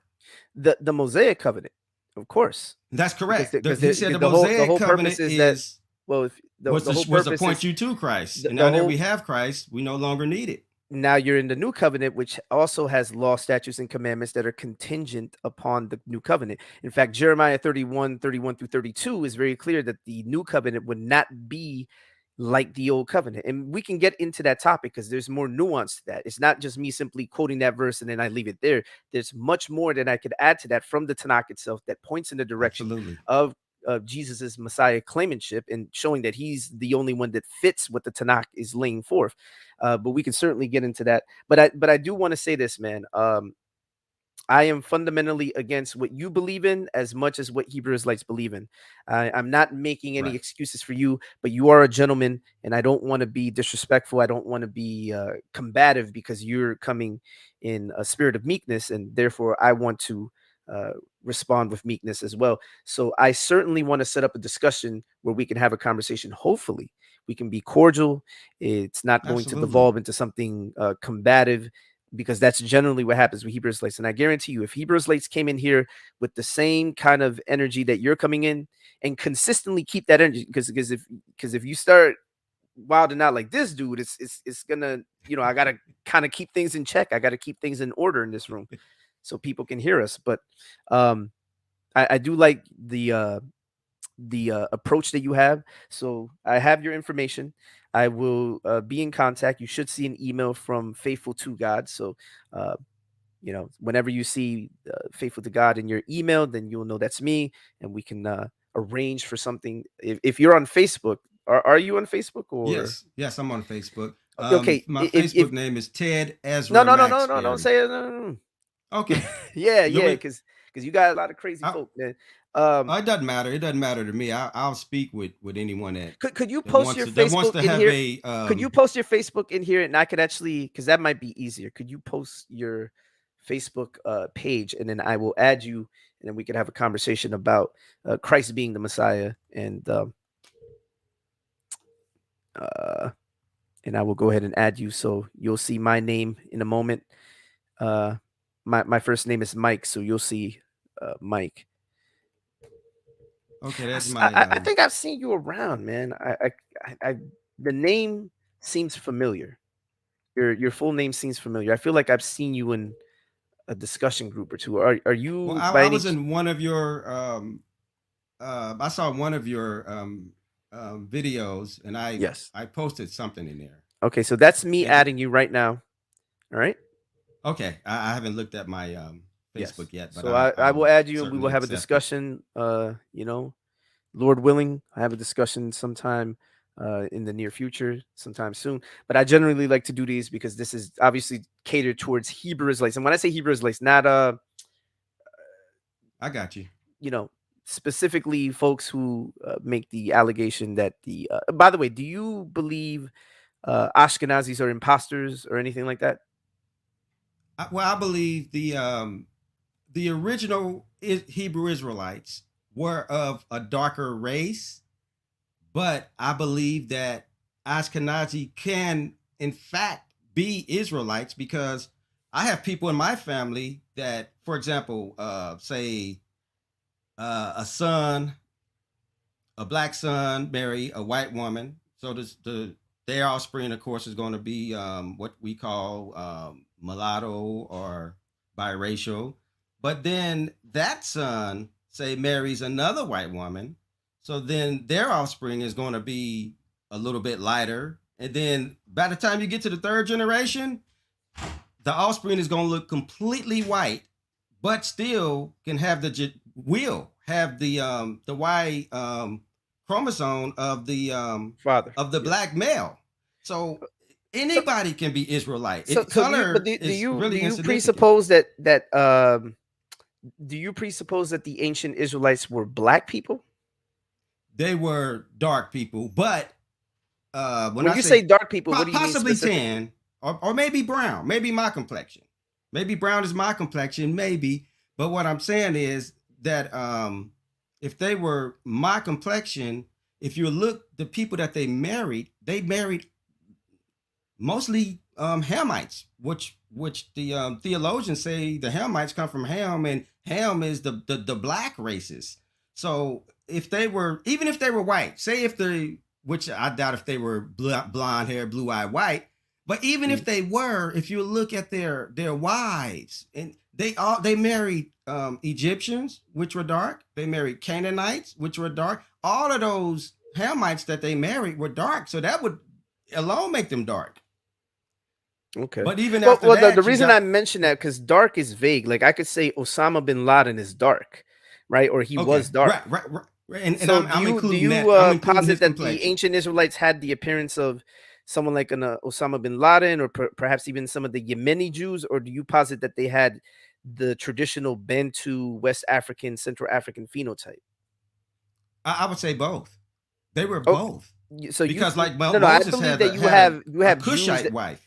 right. I believe that you have Israelites that came in a wide variety of appearances. So that's my position. Yes, The yes. position I is that stand they with you. I stand with you on but that. but I believe your there were a position wide isn't that variety. the but your position is that the template of the people of Israel was both, and perhaps even some other, maybe even people who.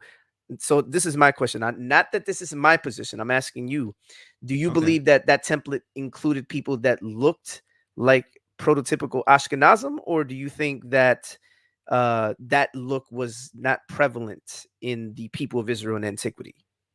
In antiquity, I do not believe. Well, and we talking original when we talking like coming out of Egypt into the land of Canaan, I don't believe that the Ashkenazi look was there. But when you have they were conquered by many. They were conquered by the Greeks. They were conquered by Alexander. So now you got another mixing. You got another mixing of people, which were the lighter races, and so it doesn't matter because in different times you got the Israelites mixing with different peoples. You got them mixing with the Egyptians. You got them Well, mixing with all the people of the land of Canaan. Then you got them mixing if with if I could just the interject Greeks. momentarily, If you Uh-huh. look at some of the wall depictions of people that lived in the land of Egypt, for example, we have depictions of ancient Libyans, and the ancient Libyans specifically. So I'm sure it well, because I don't. Do you don't read anything external, right? You don't read external Yes. sources. Oh, you do. Yeah, Okay, so I don't hold them authoritative, but I read. Yeah. Oh you my read God, I read. Josephus' I got a Antiquities of the zillion Jews, books. correct? You read Some Antiquities of of the it, Jews. not some So of it. Yes. Josephus relays. Now I don't know how much of this is true, but he relays a legend that seemed to have existed in his time of Ophrin, the son of Abraham with, if I believe it's Keturah, that he led a military campaign purportedly into Libya, the region of Libya, and conquered Mhm. that region and renamed it, or his descendants renamed it Africa after him, right? Because I guess like that's the pronunciation that they had at that time in terms of what they assumed his name sounded like at the time. And so Africa, not the continent, but Africa, the region of ancient Libya, Carthage, Tunisia, that portion was known as Africa in antiquity. The whole continent wasn't known as Africa, just that part was known as Africa. So Okay. he he relays that in Antiquities of the Jews. It escapes me what part right now, but he does talk about it in Antiquities of the Jews. Again, conjecture, right? No way of Uh-huh. actually verifying that. But if we take that the people of ancient Libya were Semites, that they were Shemitic people, when you look at the wall depictions, I can show you one momentarily so you can see what I'm talking about. Their appearance was fairer in color. Not saying that all the Libyans look that way. Of course, not all people are going to have this one linear look in antiquity, given that ancient societies function very similar to our societies today in the idea of naturalization, in incorporating peoples. You believe in Genesis chapter 11, correct? Do you believe That's that's a correct. literal event? So the whole Yes. earth at one time was one. So, the idea that you had dispersals of peoples doesn't negate the fact that peoples even in close proximity to each other, not all European peoples, or not all the descendants of Japheth, let me be more exact, went all the way into Europe. You had descendants of Japheth that were nearby in even parts of Mesopotamia, and we can see that through the genetic evidence. The genetic evidence actually lends credence to that, especially when you look at Asia Minor and places like that. And we know that Abraham came from Ur of the Chaldees, which is in the region of Mesopotamia. um, so those people would have traveled into Egypt, and we know that other groups, Semitic groups, would have traveled there. And we don't know if these people intermarried prior to going in there. If these different groups that self-identified as one thing may have had a beginning point, an origin point with intermixing, intermarriage.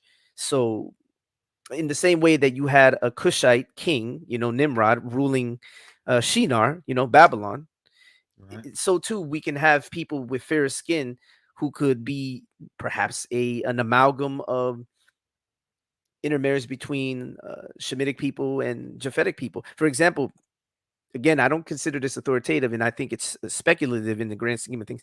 The Book of Jubilees in the Dead Sea Scrolls, which is known as, I think it's called Minor Genesis. It talks about an Okay. intermarriage between uh, Madai and, the name escapes me, but it's the daughter of Shem with the son of Japheth.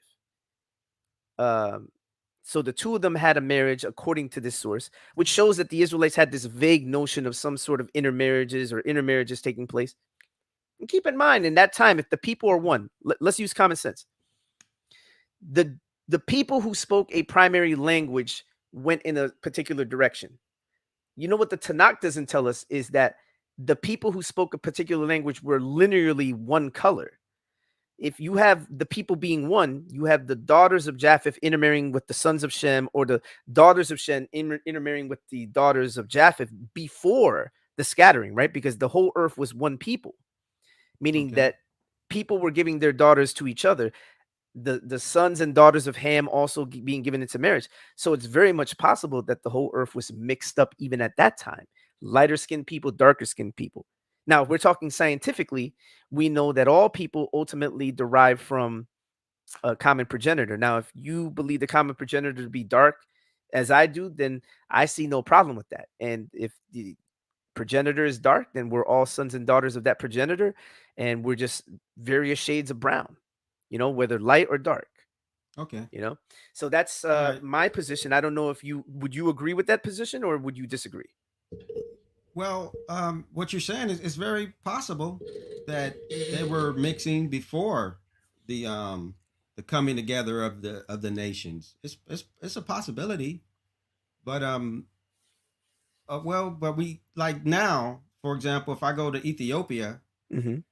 I'm not going to see like white people unless I know that they're white people that just came from another land. You know, Hmm. they all dark. But in And Egypt, my you take, certainly see an amalgam of different people, especially in Lower Egypt, which is the upper half. Lower Egypt, you're going to see, especially near the Sinai Peninsula. right? Like even my skin, you know, they say well, you're African American. I can tell by Yeah, your you have color. people that 'Cause- look like you, who even in antiquity, you had people like you in Egypt, but you also had people yes, who look as fair as, for example, if you look at the Fayum mummy portraits, of course, people are going to say, "Oh, well, that's with the Greek invasion." But here's the reality of the matter: uh, you have fair-skinned depiction of Libyans on the walls of Egypt, along with dark-skinned depictions of Libyans. It's funny because you have both, which leads us to conclude that you have a wide variety of peoples with different looks, because obviously the creator of all things is not only creator, but he's also creative. I think he, knowing all things, as you would agree, right, that he's the knower of all things, correct? absolutely. So, as the knower of all things, he knew that there would be diversity, a spectrum of appearances.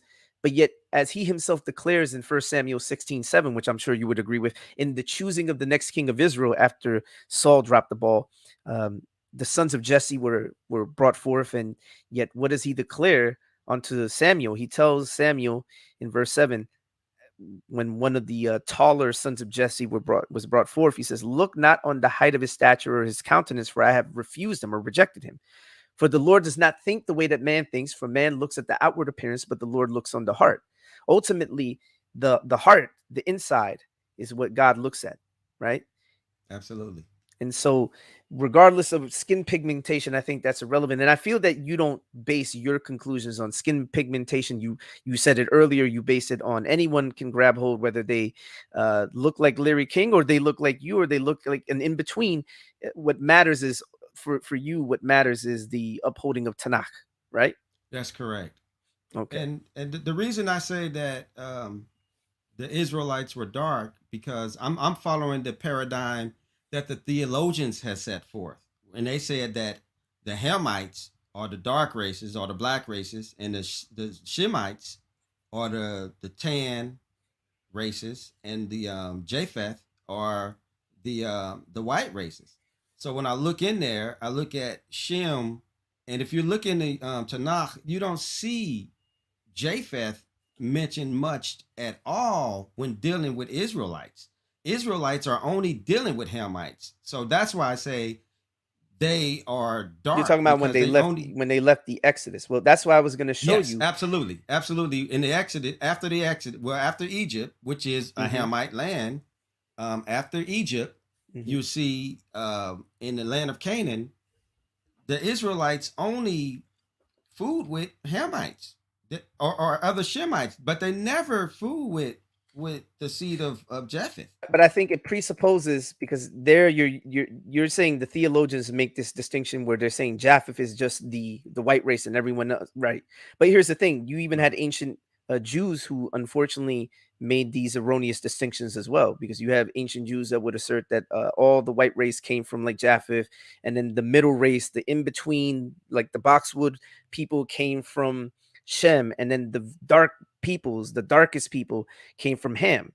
But if we're just going to be logical, if we're going to be reasonable, not only just biblically minded, but also scientifically minded, then we would have to conclude that peoples were intermixing and intermarrying, and the fact that, depending on, I mean, there's a wide variety of factors that go into that. I mean, but that would be a longer topic for another day. But what I did want to do, though, is show you images of ancient Libyans on the walls of Egypt. If you just give me a moment.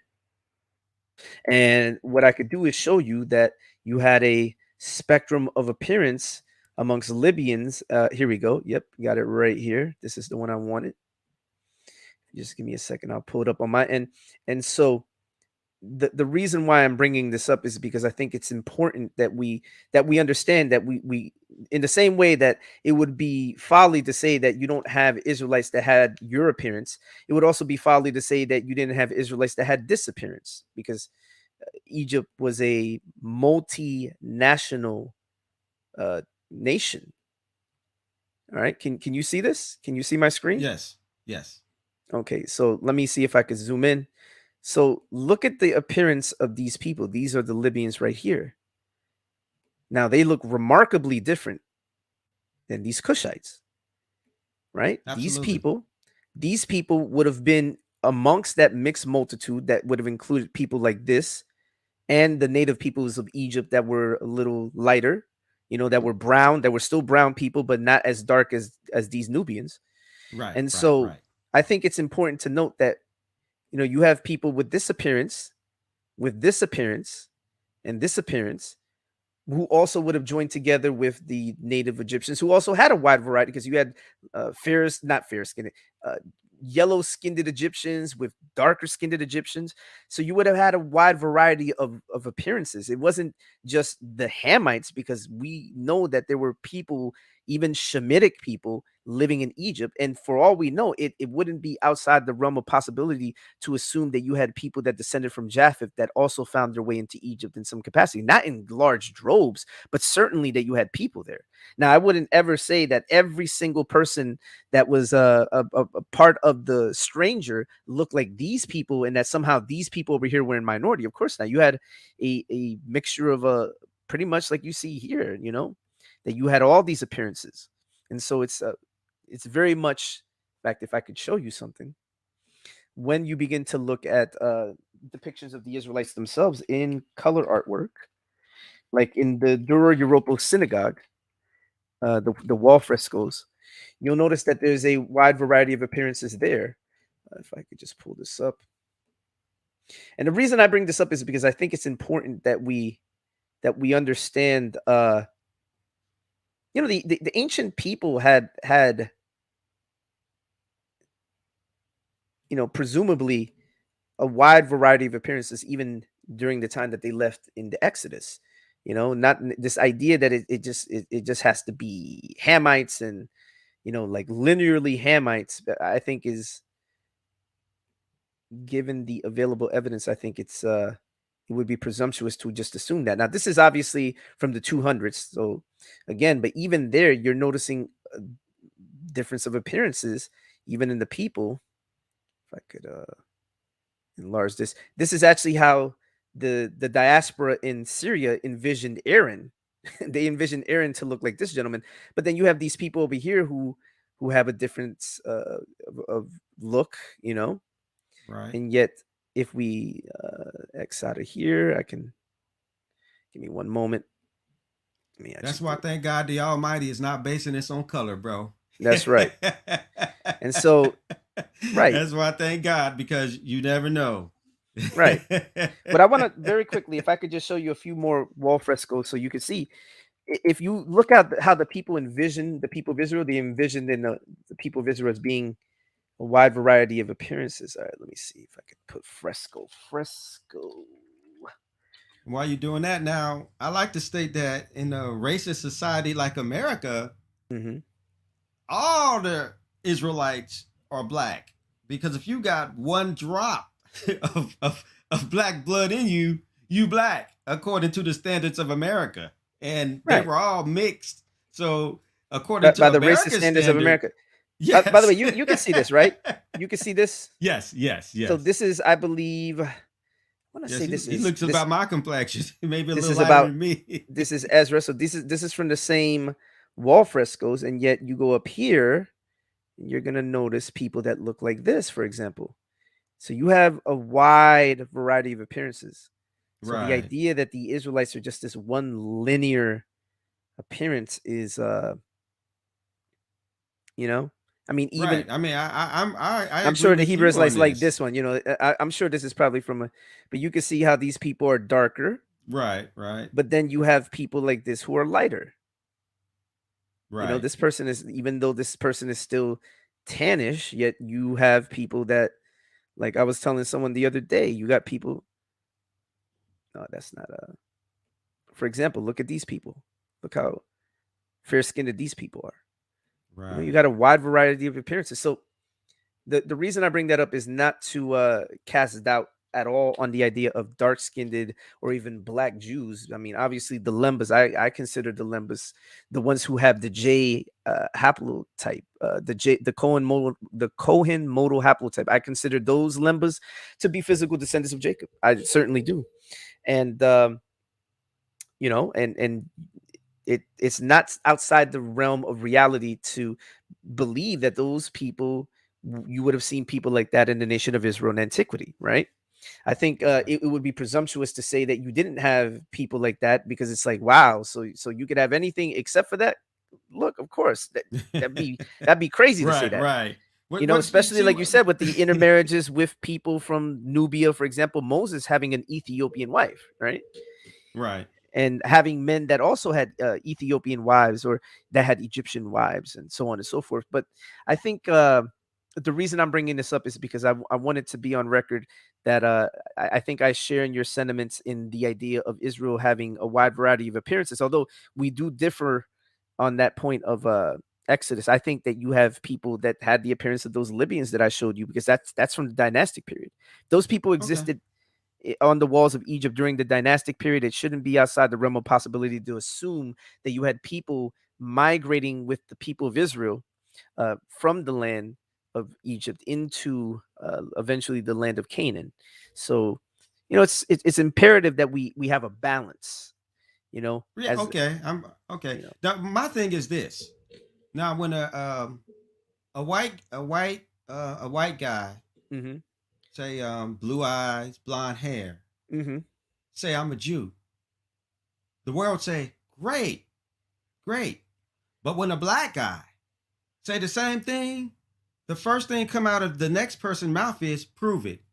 So why should anybody with melanin in their skin Mm-hmm. have to prove they're an Israelite when it's just taken for granted when you're light skinned that you are an Israelite? Now that's racist to me.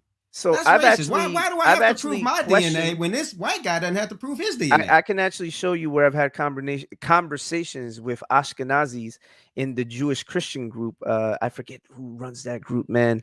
I think it's like something, I forget his name right now, but it's the Jewish slash, I guess it's like forward slash, it's the Jewish forward slash Christian group. And in that group, you'll have people who are rabbinic Jews having conversations with Christians, and then you have a whole bunch of Hebrew Israelites in there. I actually recently had a conversation where I'm questioning an Ashkenazi Jewish woman's claim of an anti-missionary, someone who rejects Christ as the Messiah, much like yourself, but from the rabbinic halakha tradition. Right. And you know that tradition posits, on the halakha tradition, it posits that the lineage, the Jewishness of a person is traced through the mother, right? Your Yes, tribal on the affiliation is through the Ashkenazi side. right. Your tribal affiliation is through the father, so they do have that. However, your Jewishness, your completeness as a Jew, is determined by the mother. But then I brought up examples of, for example, David coming from a lineage that included a great grandmother that was a Moabitess, Right. right? Or Exactly. and for And me, I then you think, also got the and then I questioned this person. I asked them, "What is your evidence of being a Jew?" They couldn't do it. So I pressed them too, and I do that with anybody who tries to, because they were trying to make the whole thing like, uh, they were trying to make it about their nationality. And as soon as that happened, I immediately pressed them the same way I would a Hebrew Israelite. So I don't want anyone to think that I just press Hebrew Israelites. I also okay, press then you're an the people. exception. Yes, You're an in fact, exception I would to even the say this. Like rule. I'm actually being nice, because I would have pressed you, but you came in as a gentleman, and obviously you didn't come in with a combative spirit. I certainly would have pressed you, or anyone who would, if you're making that a priority, which I can see that you're not, right? You're not making that a That's priority, correct.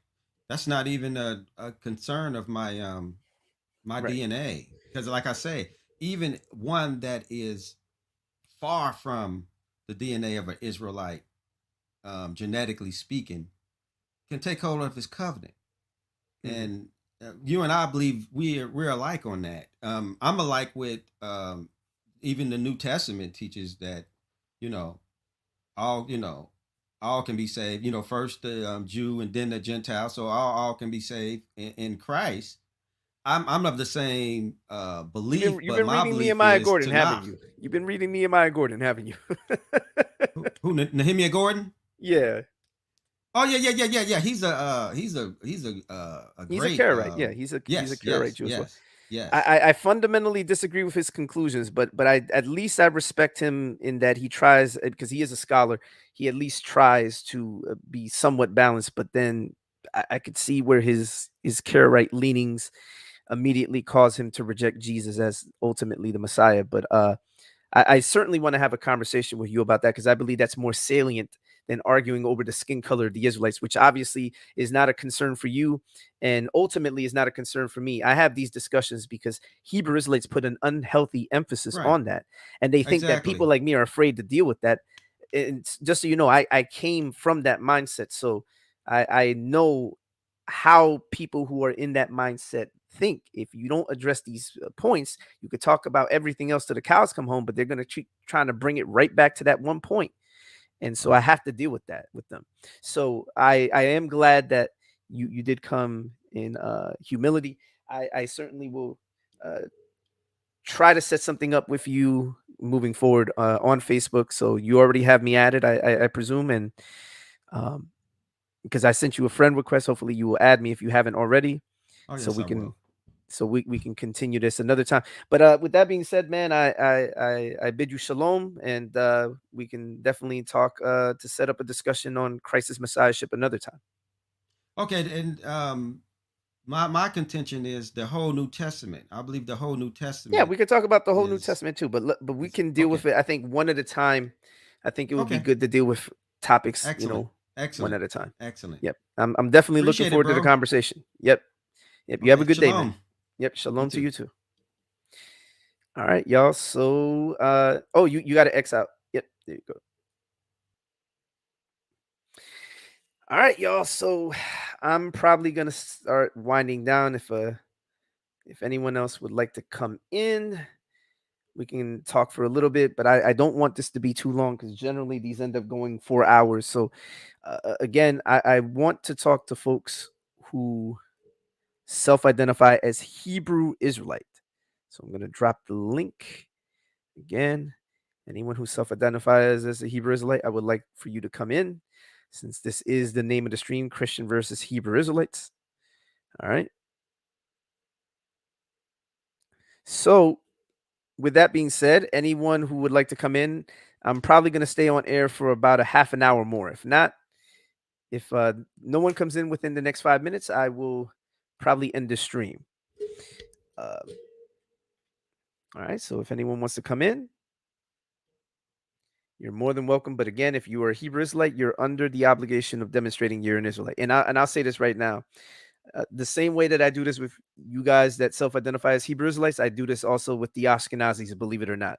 And I could actually show you my correspondences with Ashkenazis where I actually do that, where I actually tell them to demonstrate that they're Jews when they start making that a priority. So I don't want anyone to think that I'm just doing this with only Hebrew Israelites. Yes, primarily Hebrew Israelites, absolutely, especially on this channel, but not only Hebrew Israelites though. All right. So anybody who so I see somebody, let's see. So James King, I see you in the live chat. For my mods out there, tag him in, give him the link, and tell him to come in here. Tell him that I would like for him to have a discussion. No, I see you. What's going on? What's going on, bro? How music, man? Yeah, I see, bro. Yeah, man. Peace to you as well, man. Nah, I was talking to James King. I was talking to the guy James King. So James King. Oh, come on, man. What is this? Why is James King? How you driving, man? Like, but you're typing on your phone. Like, what are you like texting and driving at the same time? Like, I've never understood that when Hebrew Israelites will say, "Oh, I'm driving," while they're texting to someone. They're writing in text, but then they're driving. but then they cannot jump into a room where all they have to use is their voice. You know, in the same way that you drive a car and you can talk to the person next to you when you're in the car, like it doesn't impede your ability to have a conversation, James King. So James King, you can come into the room. I don't see how your voice is going to stop you from having a conversation. All right, so I'm tagging you right now, and here is the join link. You should have no issue whatsoever coming into this room. Your ability to drive has no bearing on your ability to talk. You should be able to talk and drive at the same time as most people do. So please come in. And I will address Revelation 2:9 and 3:9 for you directly from the scriptures to show you what that's really in reference to. All right. Come on, James. Come on, man. Come on, man. As soon as you come up in here, you ain't got to type a single word. All you got to do is talk. That's all it is, man. And we can have a cordial conversation. But if you self-identify as a Hebrew Israelite, then you are under obligation to demonstrate your claim. And if I find out that you're one of these British Israelism guys, I'm going to make you prove your claim, even though this live stream is about Hebrew Israelites. You're definitely going to get put on the hot seat. Definitely. ASAP. ASAP, man.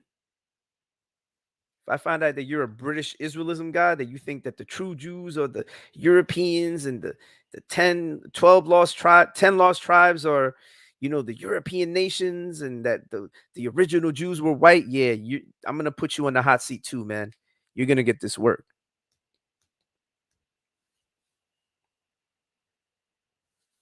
All right, so I'm going to go ahead and, in the meantime, what I'm going to do while we wait for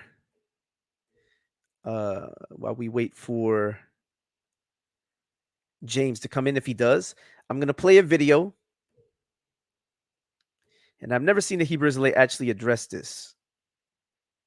So this is an argument that they try to make for the Jews of Sao Tome. So I have people watching right now.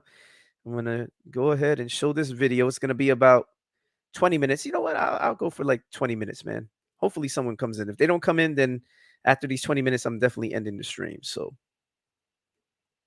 go ahead and do this and do this. Just give me a second, y'all. Oh, it'll be easier if I just... All right, y'all. So I'm going to play a video, and after this, if no one comes in, I'm going to end the stream. So I did say 5 minutes, but I'm probably going to go for like 20 some odd minutes, man. All right, so here we go.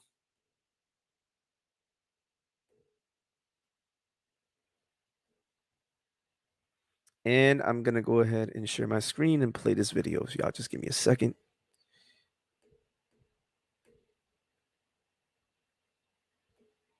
Have yet to see a Hebrew Israelite address this. All right.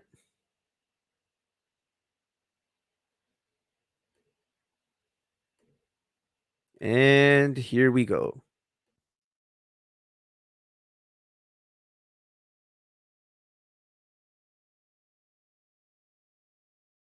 Hey, so what's going on, 93, man? I know you got a lot of good information out there, but I'm going to let you introduce yourself to the audience. Let them know who you are, what you about. Hey, peace. My name is 93.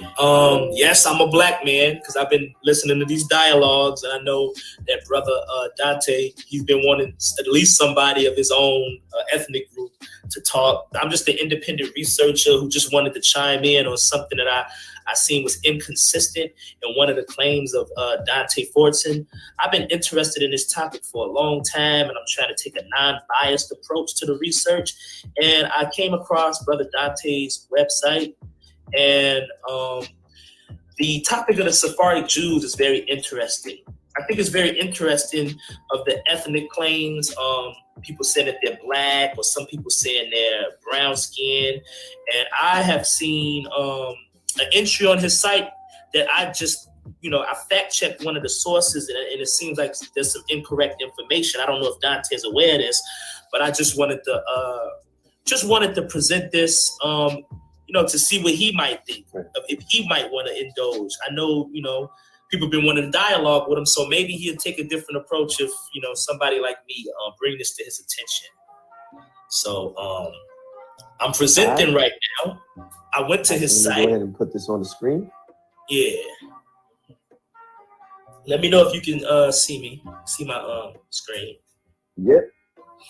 Yeah, so basically, I'm here on Dante Fortson's website, Black History in the Bible, and I went to an entry that he has pertaining to the Sephardic Jews. This entry is from August 8th, 2018, and it says, late 1400s, Hebrews confirmed as Black and on the west coast of Africa.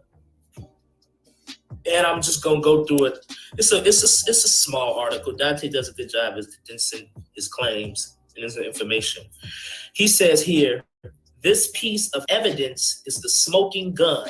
It's only a couple of paragraphs, but it fills in a great deal of information that we've been missing. It is found in the Nautical Magazine, a journal of papers on subjects connected. This is volume 39 of the Nautical Magazine.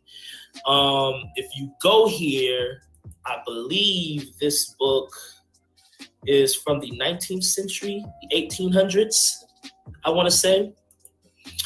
But just using this website, he quotes this Nautical Magazine, volume 39, in the 19th century, and it makes a reference to another author who claims, who speaks about Jews in West Africa. So this Nautical Magazine says, Barbeau states that in the reign of Don John II and about the close of the 15th century, large numbers of Jews were expelled from Portugal and taken to the coast of southern Guinea, that the island of St. Thomas, which is not more than 100 miles from the mainland, was populated by mulattoes, descended from the Jewish exiles and Anglo women.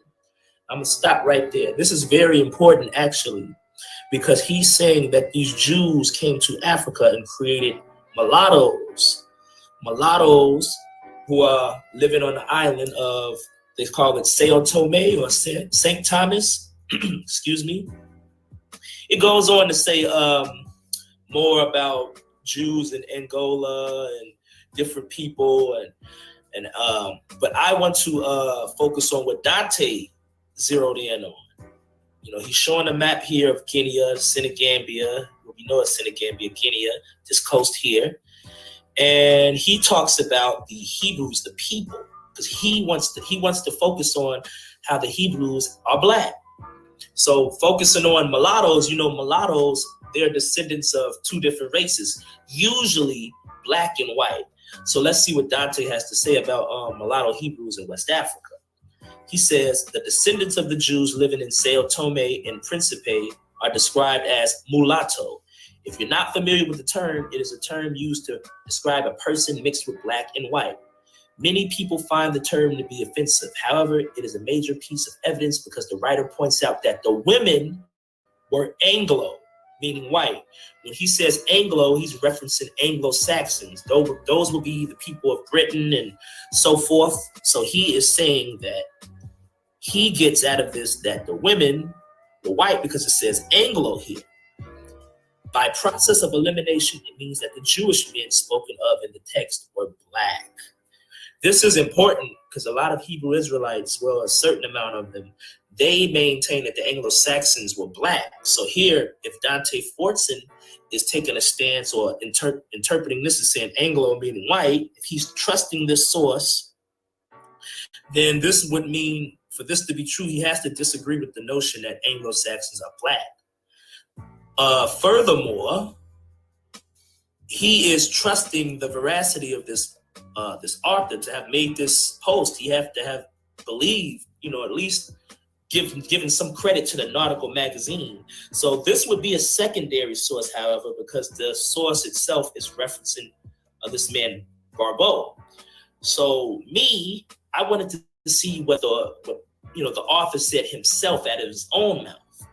And when I looked up or did some research, this Barbeau actually is Jean Barbeau. So I just did a little investigation. It took me here, various other sites, but I chose this to give you a background on who Jean Barbeau was. It says, Jean Barbeau, a Frenchman, served for several years as an agent of the French Royal African Company. And that's important because this is the French Royal African Company. The Royal African Company, the English Royal African Company, they were known for King James, his descendants actually engaging and orchestrating and dealing with the transatlantic slave trade. So Jean Barbeau he's involved in the French Royal African Company. So it says in that capacity, he made at least 2 slaving voyages to West Africa. So this man is a slaver, but he's an author also. So this is important to know. This is a man who sold these slaves. So he should have some kind of intel on the topic. So it says one, he made a voyage in 1678, the other in 1682. He published an account of his trips in 1682 in France. The illustrations below appeared in the 1732 translation of his text, a description of the coast of North and South Guinea. So these are some of the illustrations he made. His book is The Descriptions of the Coast of North and South Guinea. And this is Jean Barbeau's work. So I tracked down the author's original work, and I have some excerpts here that may juxtapose some of the claims that Dante has made in his post. So I just want to go here. This is page 403. And I think this is very important to know or interesting to people who want to know about the Sephardic Jews. It says the blacks, both freemen and slaves, call themselves Cristianos Novos, that is, new Christians or converts.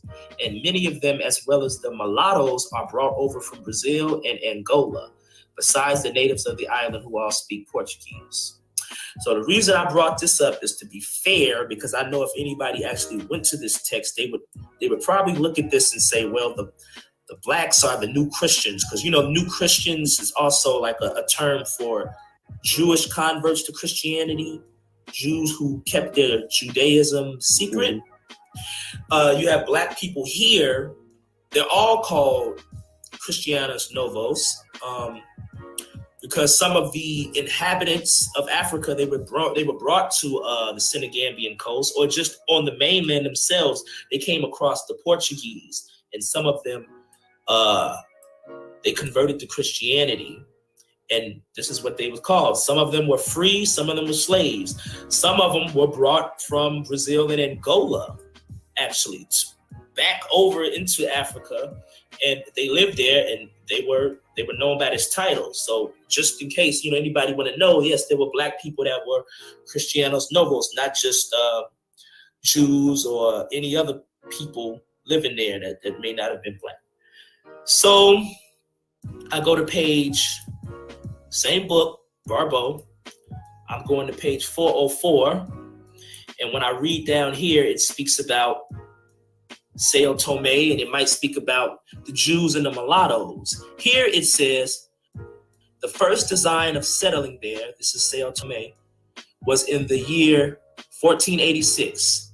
But perceiving how many perished in that attempt by reason of the unwholesomeness of the air, and that they could better agree with that of the continent on the coast of Guinea. I'm sorry, this is an old book. It was resolved in council by King John of Portugal that all the Jews within his dominions, which were vastly numerous, should be obliged to receive baptism, or upon refusal, be transported to the coast of Guinea.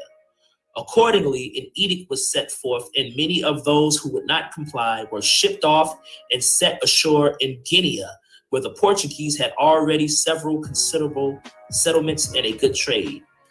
Considering the time since the first discovery, a few years after, such of those Jews as had escaped the malignant air were forced away to this Isle of Saint Tome, or St. Thomas.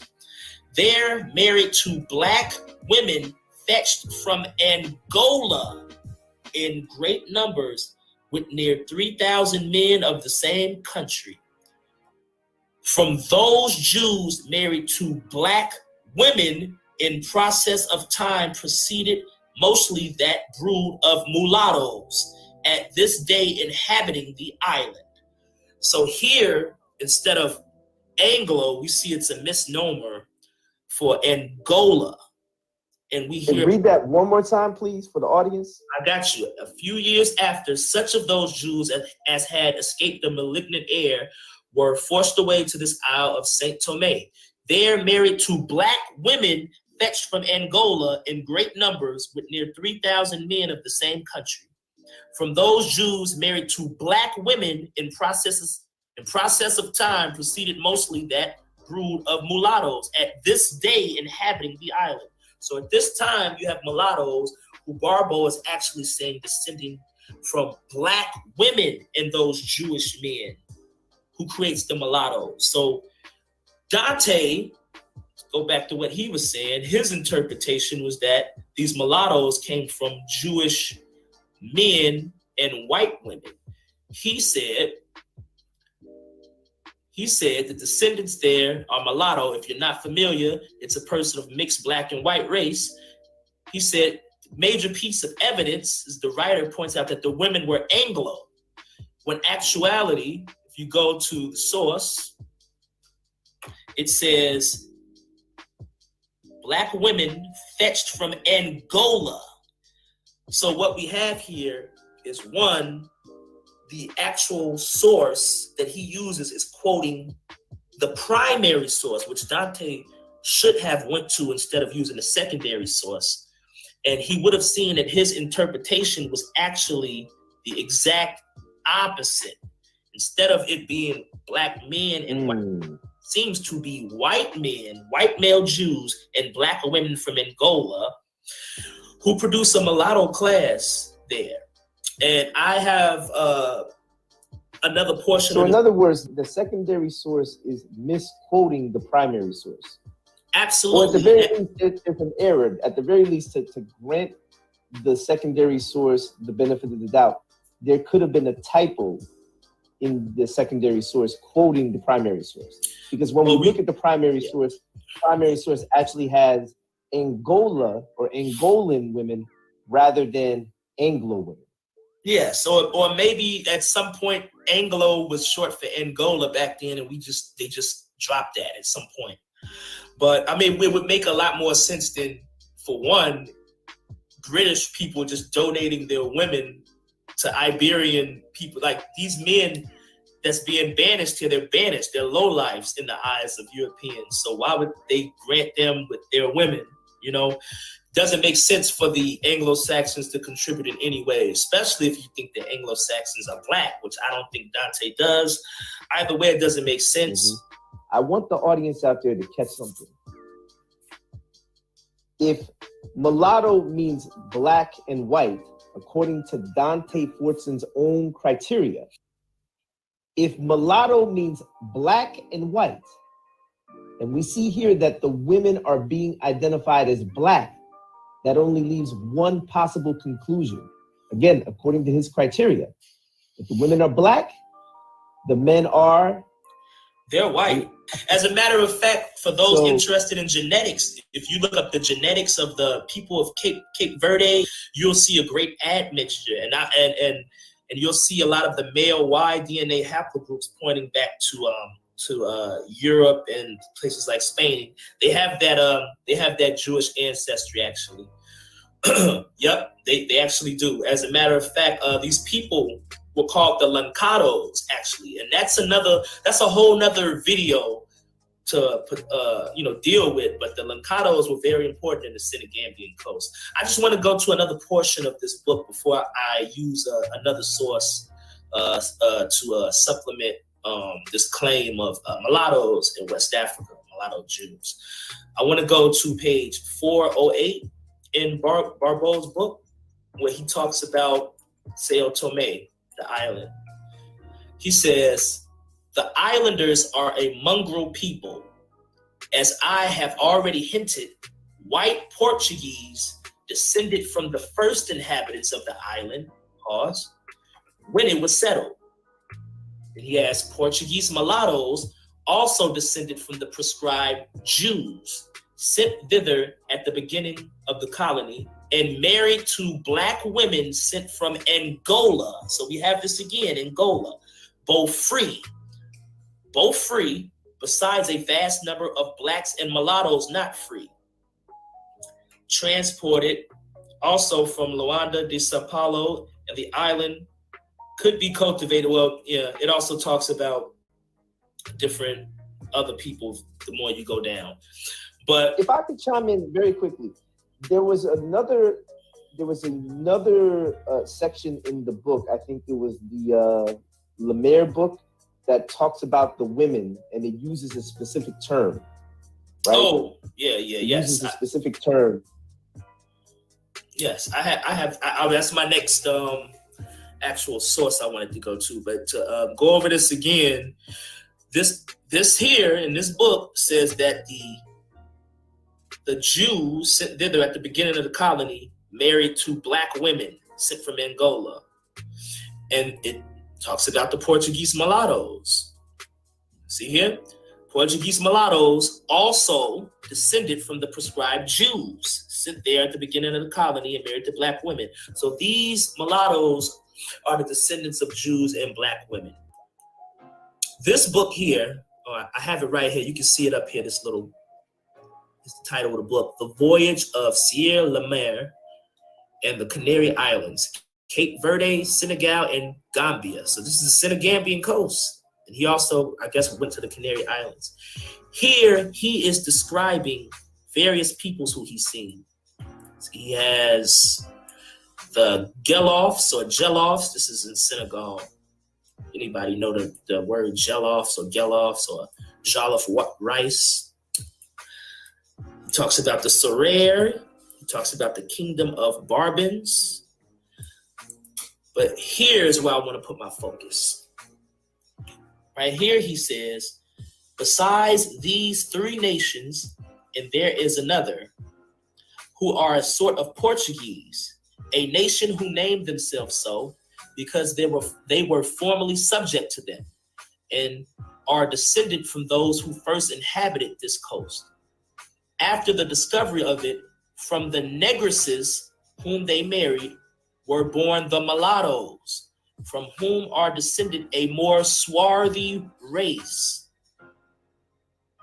They may also be fugitives too of Cape Verde, or I think this says Cacbo, another colony of this nation, on one of the branches of the river Gambia, distance thence 3 days' journey, as they have followed the religion of their old masters. They are partly Jews and partly Catholics. They wear a coat like our chanteurs. No one is greater than another. Okay, and I'm gonna repeat that again for people that's, for everybody that's listening. Right. He said, besides the three nations listed above, there's another who are a sort of Portuguese, a nation who named themselves so because they were formerly subject to them and are descended from those who first inhabited this coast after the discovery of it. From the negresses whom they married were born the mulattoes, from whom are descended a more swarthy race. It says, as they have followed the religion of their old masters, they are partly Jews and partly Catholics. So here, even in this source, in Lemaire's source, in the 17th century, we see mulattoes on the Senegambian coast who are partly Jews, partly Catholic, and I'm sure they had some part paganism. I would assert that every time you see European explorers, or most times you see the European explorers coming to that coast, anytime after the Spanish or Portuguese Inquisition, they are running into the same people. They're running into these brown-skinned people who were mulattoes and maybe over time got even darker, and they kept part of their Jewish heritage. They are the descendants of white men from these sources and black women.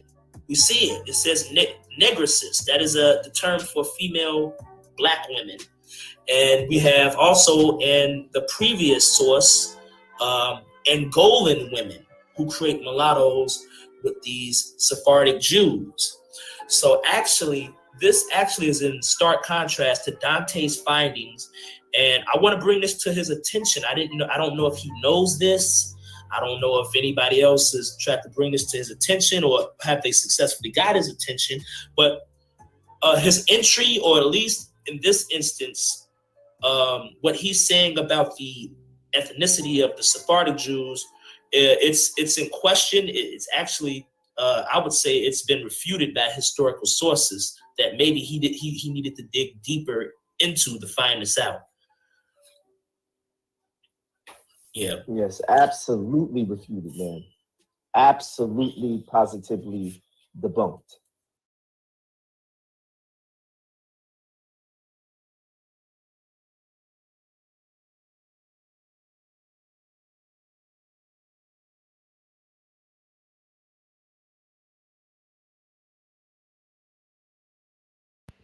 All right, there we go. All right, y'all. I want to know, do you guys want me to read Tudor Parfit's book? I could read Hybrid Hate, where he actually talks about Hitler referring to the Ashkenazis as black, as he calls them Negro. Or I could show Tudor Parfit's book, Black Jews of Africa and the Americas, where he talks about the Lemba's own oral tradition, where they say that they descended from white Jews, where they said they're the white men from Senna because they descended, according to their oral tradition, from white Jews. Which then begs the question, how are all these non-black Jews appearing in all these different places? Like, for example, Spain and Portugal, when they found their way into Sao Tome and, found their way into, you know what I mean? And then later on, even though these aren't necessarily Sephardic Jews, you could say that they're more Yemeni Jews. These non-black Yemeni Jews migrate into the east coast of Africa, go all the way down to Zimbabwe, and create what essentially would become the basis for the Buba clan that has the Cohen modal haplotype. Man, I tell you what, man.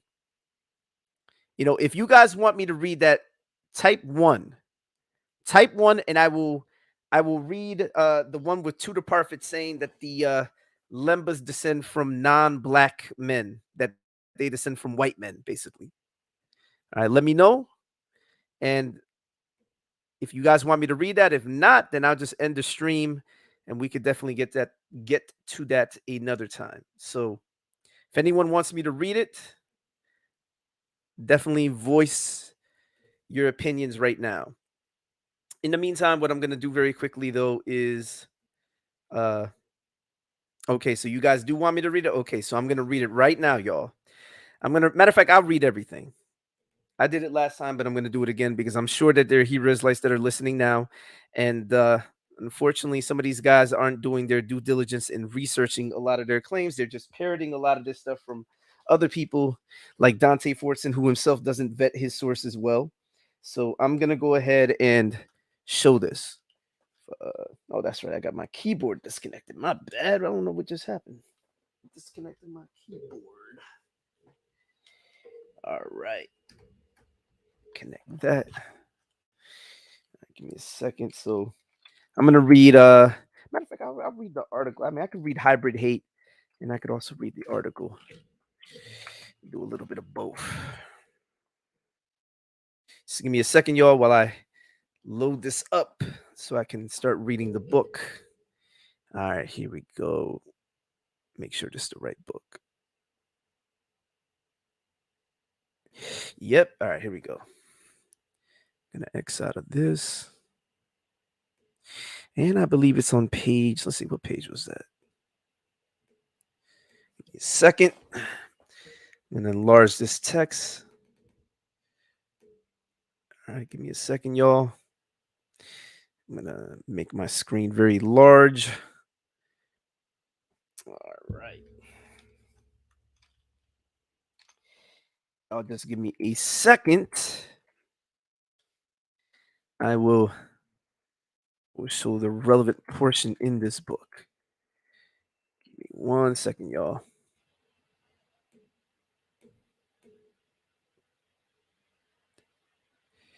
Okay, I think I got it right here. Yeah, here we go. Boom. Got it. Got it. Yep.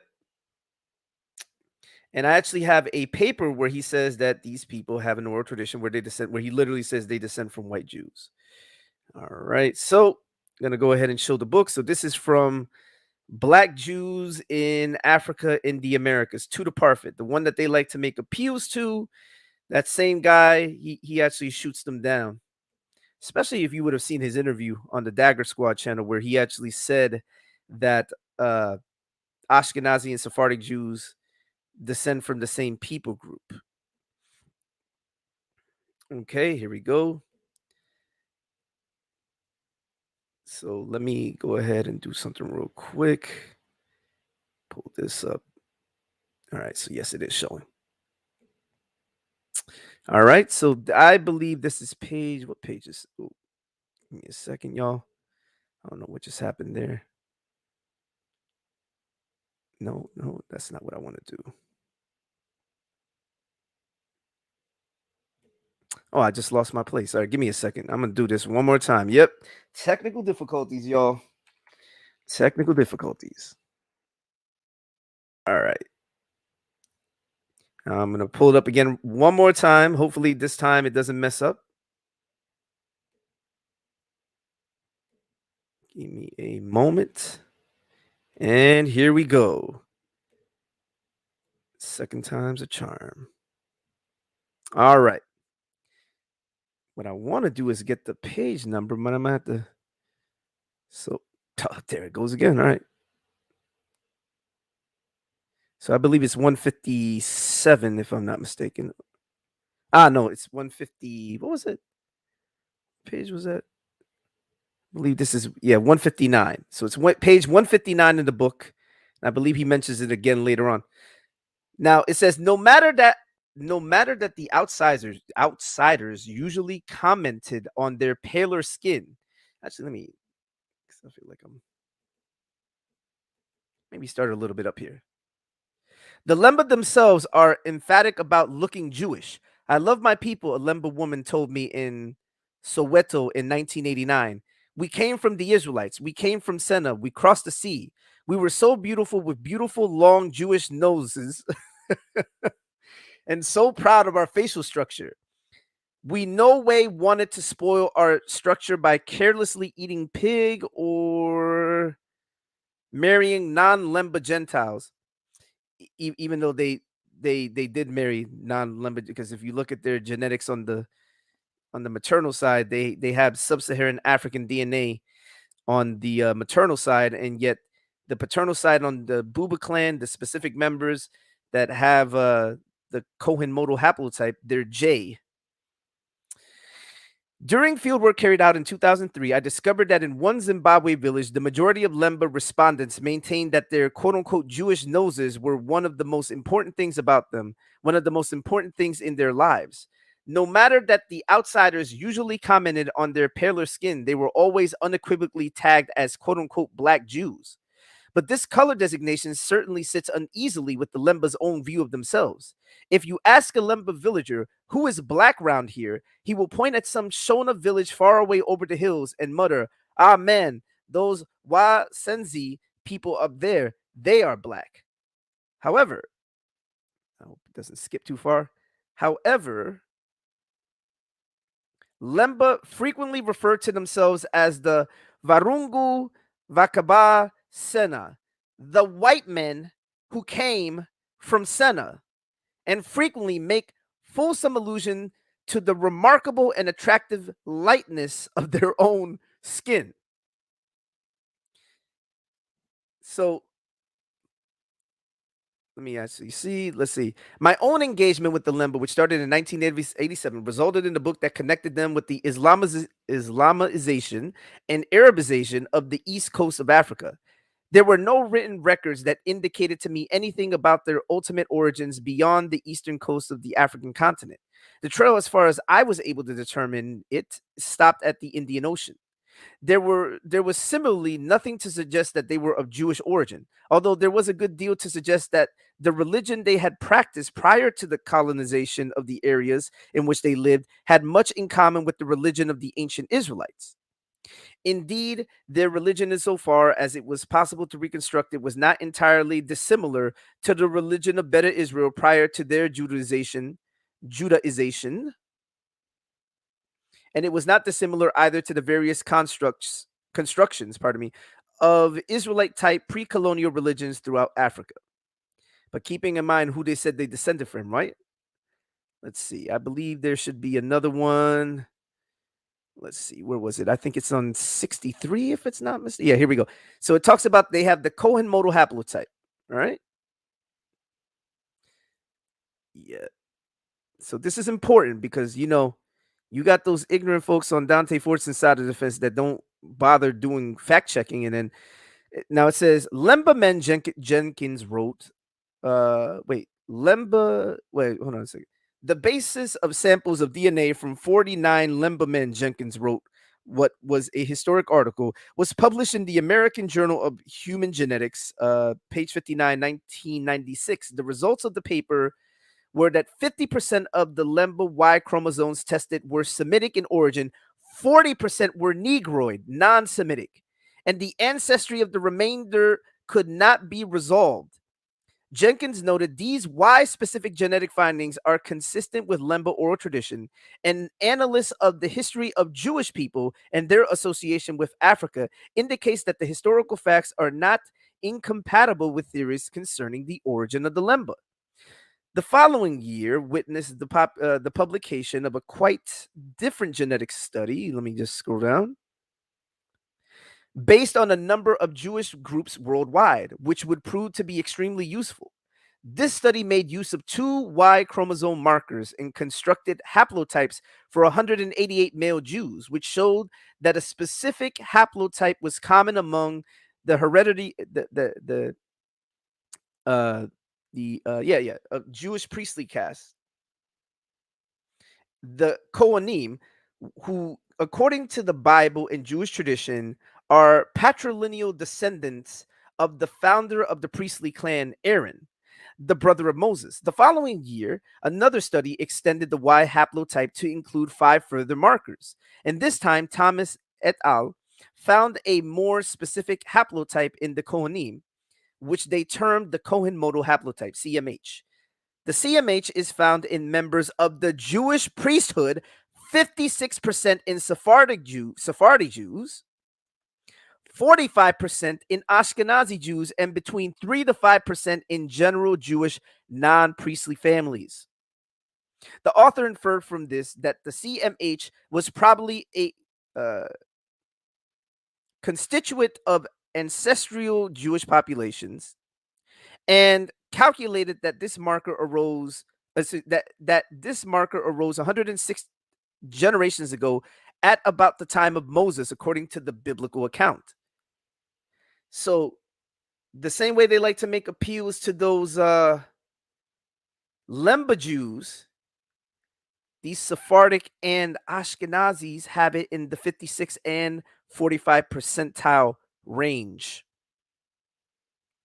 I don't think anything else needs to be said, man. That's a cut right there. All right. Let me bring out hybrid hate. Let me show you hybrid hate, and I'm going to read this article too. I'm going to read this To the Prophet article. Y'all give me a second. I'll read that as well. I'm going to use their own beloved To the Prophet against them. All right, give me a second, y'all. So here goes hybrid hate. The same one that if you ever checked out Dante Fortson, he'll try to shout it out, but boy, oh boy, man, does this not contradict him. All right. Very quickly, I'm just going to read. I'm not going to read the whole book. I'm just going to read a very quick entry, but then he's going to make mention of it in the article that I'm going to read directly after it. So I have the book here. All right, give me a second. Oh, it was right in front of me the whole time. My bad. My bad, y'all.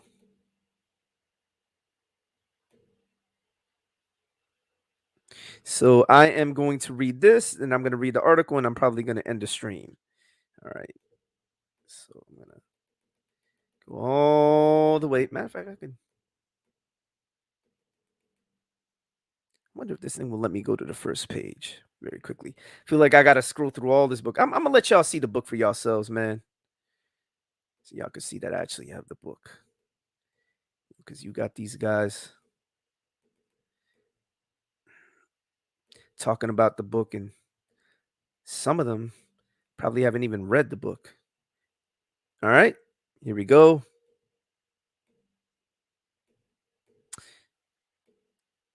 Here is Hybrid Hate on your screen. I'm just scrolling. Go through all that, and I'm going to go to the very beginning. Just give me a second. All right, here we go. No, it's not. Yeah, here we go. All right. Can I enlarge this? Let me see if I can enlarge this very quickly on my end. Just want to make sure I can enlarge this, enlarge the text. All right. Just give me a second. Bear with me. And I'm going to try to make the text very large in a moment.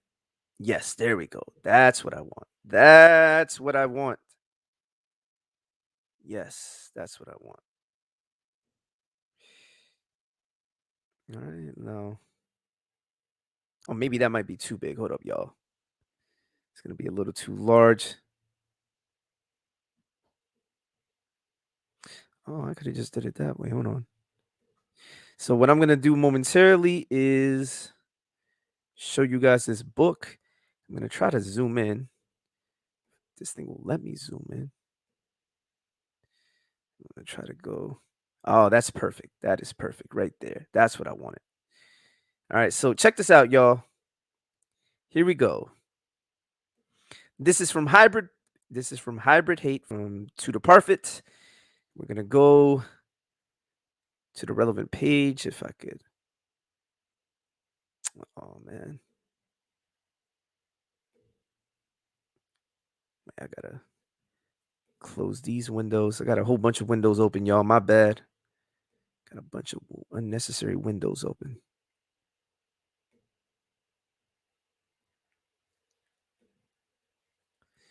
All right. Close that. Close that. All right, here we go.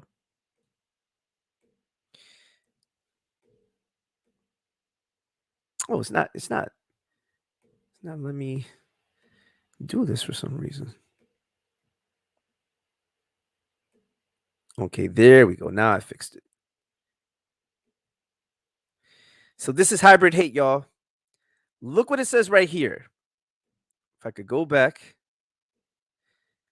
Now, this right here says, where is that Hitler quote? I mean, nope. I guess I'm going to have to zoom out.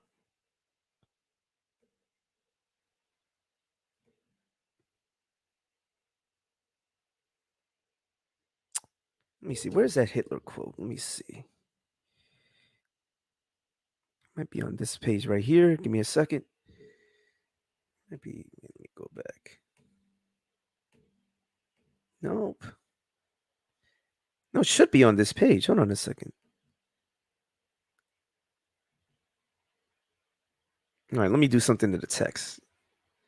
Maybe if I make the text smaller. Yep. Do you see the quote right there, y'all? Look at it right there. Jews, these Negroid parasites in our national body, Adolf Hitler. So Hitler made this quote. Now I'm going to show you where he made the quote in a second. Instead of searching through this book, it's going to take me a long time because for some reason I can't use the search feature on this thing. I'm going to X out of here.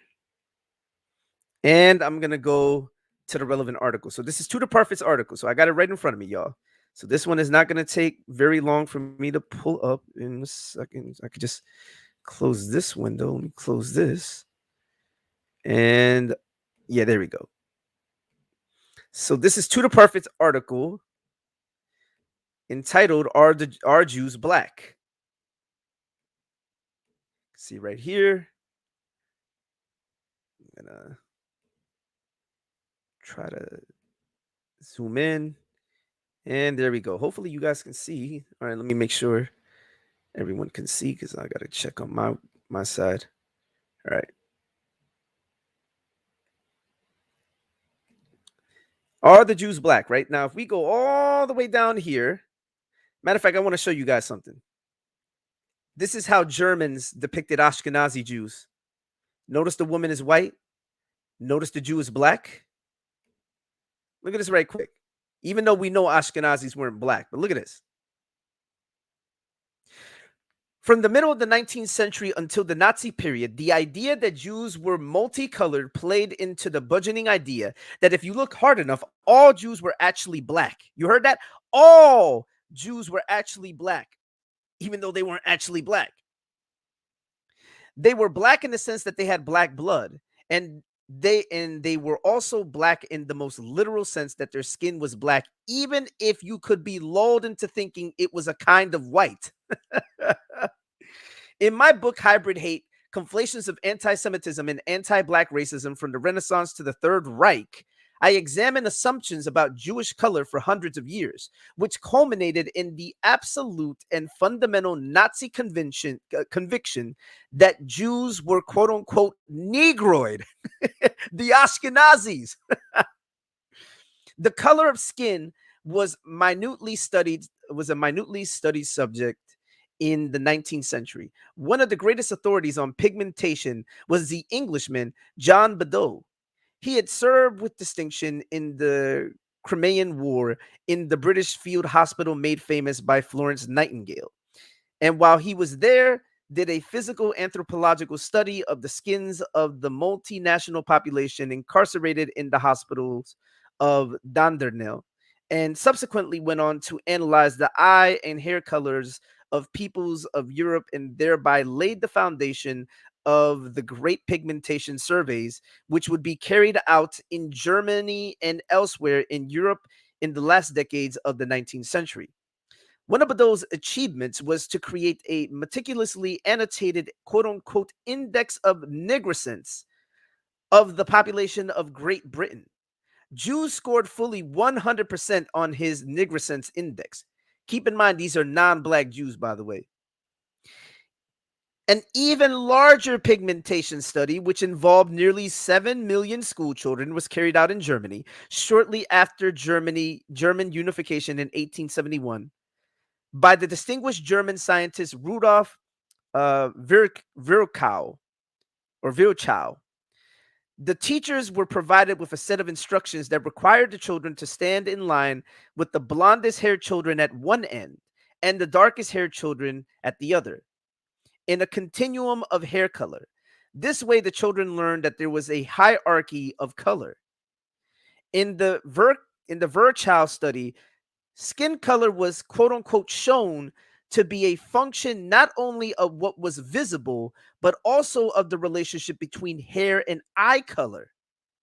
Visible skin color was in fact of no importance for the study. Children were asked to roll up their sleeves to reveal the true color of their arm. In other words, the skin color that you could see with your naked eye was not necessarily the real skin color of the individual.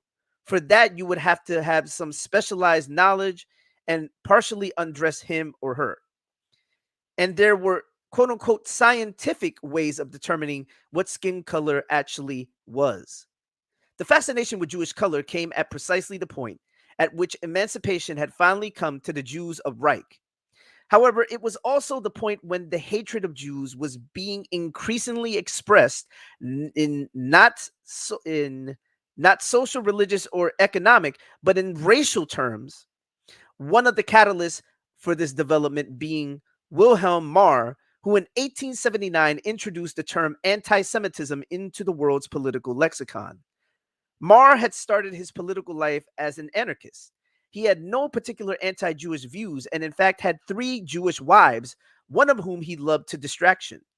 It was during an extended trip to North America that Marr learned how to be racist. He'd seen slavery of black people in action and wholeheartedly approved of it. He loathed black people and soon transferred his contempt for blacks wholesale to Jews. Filled with the views of the racist physical anthropologists of the time, such as the Scottish physician Robert Knox or Joseph Arthur Gomeneau, the French aristocrat who helped develop the theory of the Aryan master race. Marr argued that the blood of the Negro flowed freely in the veins of Jews. Jews, therefore, really were somatically as well as metaphorically the blacks of Europe. What the Americans did to blacks, Marr advocated Europeans should now do to Europe's own blacks, the Jews. Even before the rise of Nazism, Marr's equation of Jews and blacks started to fill the media of the time.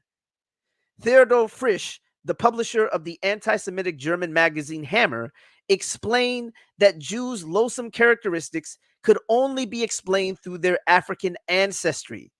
The acclaimed French novelist and Holocaust denier Louis Ferdinand Céline considered Jews to be entirely African. Le Jus est non négre.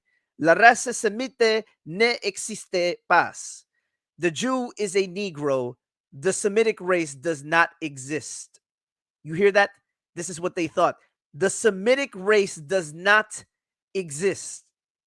Nazi and fascist race theorists embraced these ideas enthusiastically.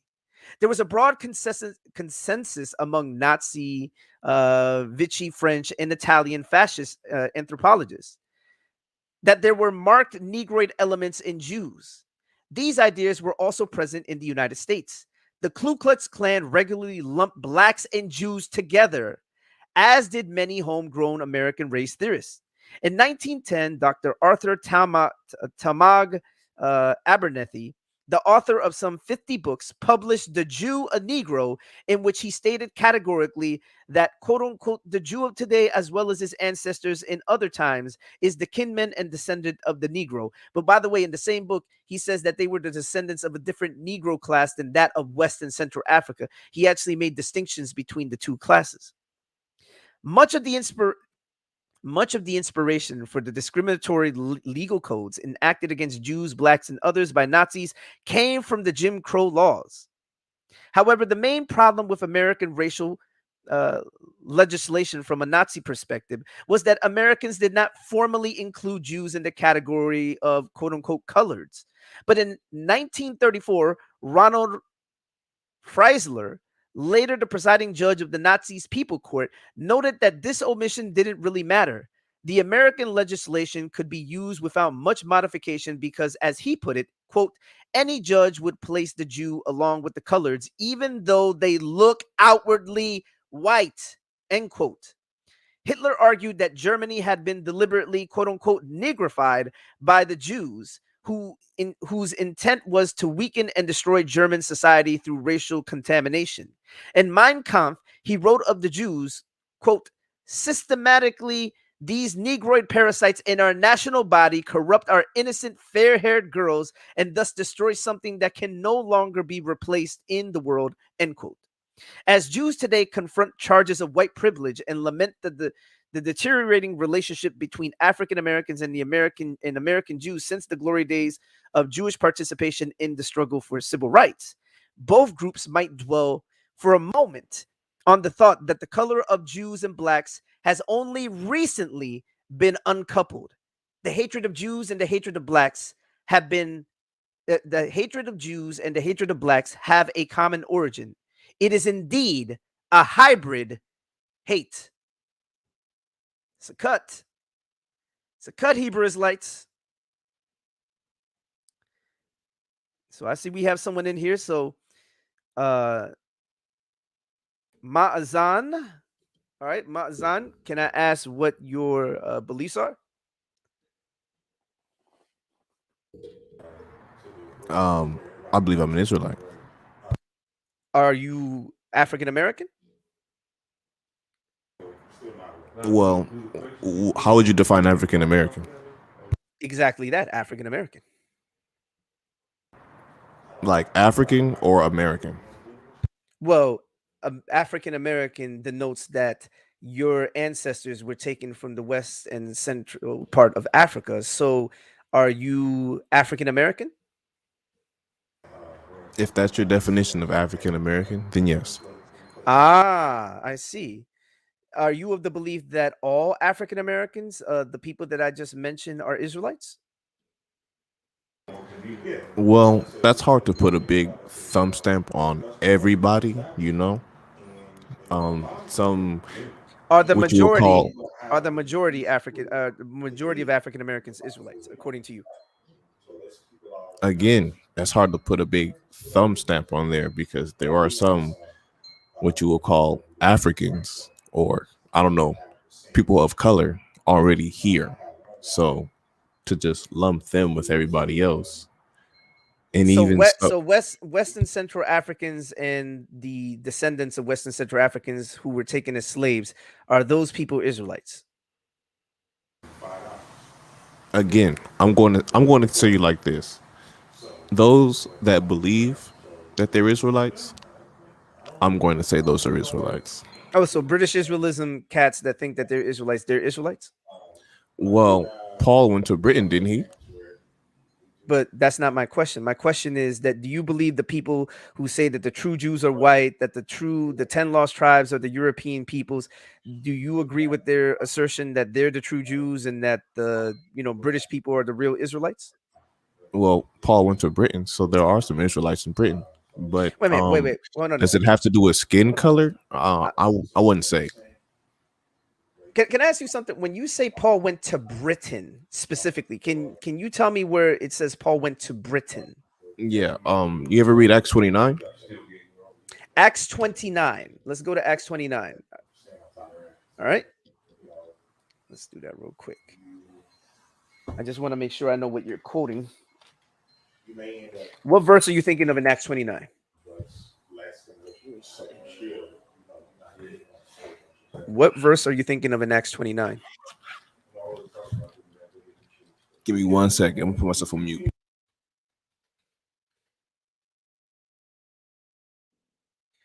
Moment. Pulling it up on my end. All right. You said Acts. Wait, you said Acts. There is no Acts 29. What are you talking about? Acts 29. No. You said that there's no Acts 29. Hold on a second. No, there is no Acts 29. What are you talking about? There is no Acts 29. No. You say there's no Acts 29. Yes, I'm telling you that there's no Acts 29. You said it's in Acts 29. Are you trolling me right now? No. It's in Acts 29. There's an Acts 29. Yes. Acts, the book of Acts. Okay. Matthew, Mark, Luke, John, and Uh-huh. then Acts, right? And then Uh-huh. there's 28 chapters, right? Uh-huh. And then they took out 29. Oh, they took out 29. Can you show me your proof in a text that has Acts 29 in it? I'll do you better than that. I'll give you two different. I'll give What you two manuscripts? proofs. What Hold on. manuscripts? Yes. What manuscripts? For manuscripts. Yes. So I have one Sefer Bible. I don't know if The you know Sefer what that is. Bible is a modern Bible translation. I want you to show me a text in the Greek that shows that there's an Acts 29. Heck, show it in any the Latin, the Syriac. Show me where Acts 29 appears. That any of those manuscripts has an Acts 29 chapter, 29th chapter of Acts. Okay, so are you claiming the No, invalidity no, of no, Acts no, no. 29? What I am saying to you is that you bear the burden of proof. So where is your proof? Well, the proof is in the scriptures. No, the proof is that you need to show a manuscript that has a 29th chapter of Acts. So where is your 29th chapter of Acts in an Okay. ancient manuscript? Do you have any manuscript that shows that there was a 29th chapter of Acts? If you don't, then this is baseless and you're making an argument from silence. Basically, you have no evidence. You So have a just so there's no historical manuscript to prove that there's an Acts 29, therefore it doesn't exist. Well, you're making the assertion that it existed, so you should be able to demonstrate this from an ancient source, an ancient manuscript that has Acts, the so-called 29th chapter in it. So if you can demonstrate that, that's how we do proper textual criticism, because we can see where there's a variant or where there's missing chapters or missing anything from the vast corpus of the copies that were made. So if you cannot demonstrate this from any of those copies, then this is a baseless assertion on your end. Okay. I'm going to use that. I'm going to use that same example, right? Let's say that I just made a baseless assertion right now, correct? Mm-hmm. Okay. Yes. So when Christ was walking on the porch of Solomon, when they were having the feast of dedication, where is the Mhm. feast of dedication in the 66 books? The first of all, the feast of dedication in the 60, because you're assuming that when you're talking to me that I haven't read the Apocrypha, like I haven't read first or second Maccabees, which I have, by the way, and Josephus uses that as a historical cross-reference in Antiquities of the Jews. So I'm well aware that you find the feast of dedication in the Maccabean accounts. The Okay. problem that I need you to listen. However, we have the Maccabean accounts in ancient manuscript form in codices. What you don't have, however, is Acts, the 20 so-called ninth chapter. And if you cannot provide me an ancient manuscript, codice, something that includes it, then this is a baseless assertion on your end. Okay, hold on. Give me about 2 minutes. Okay.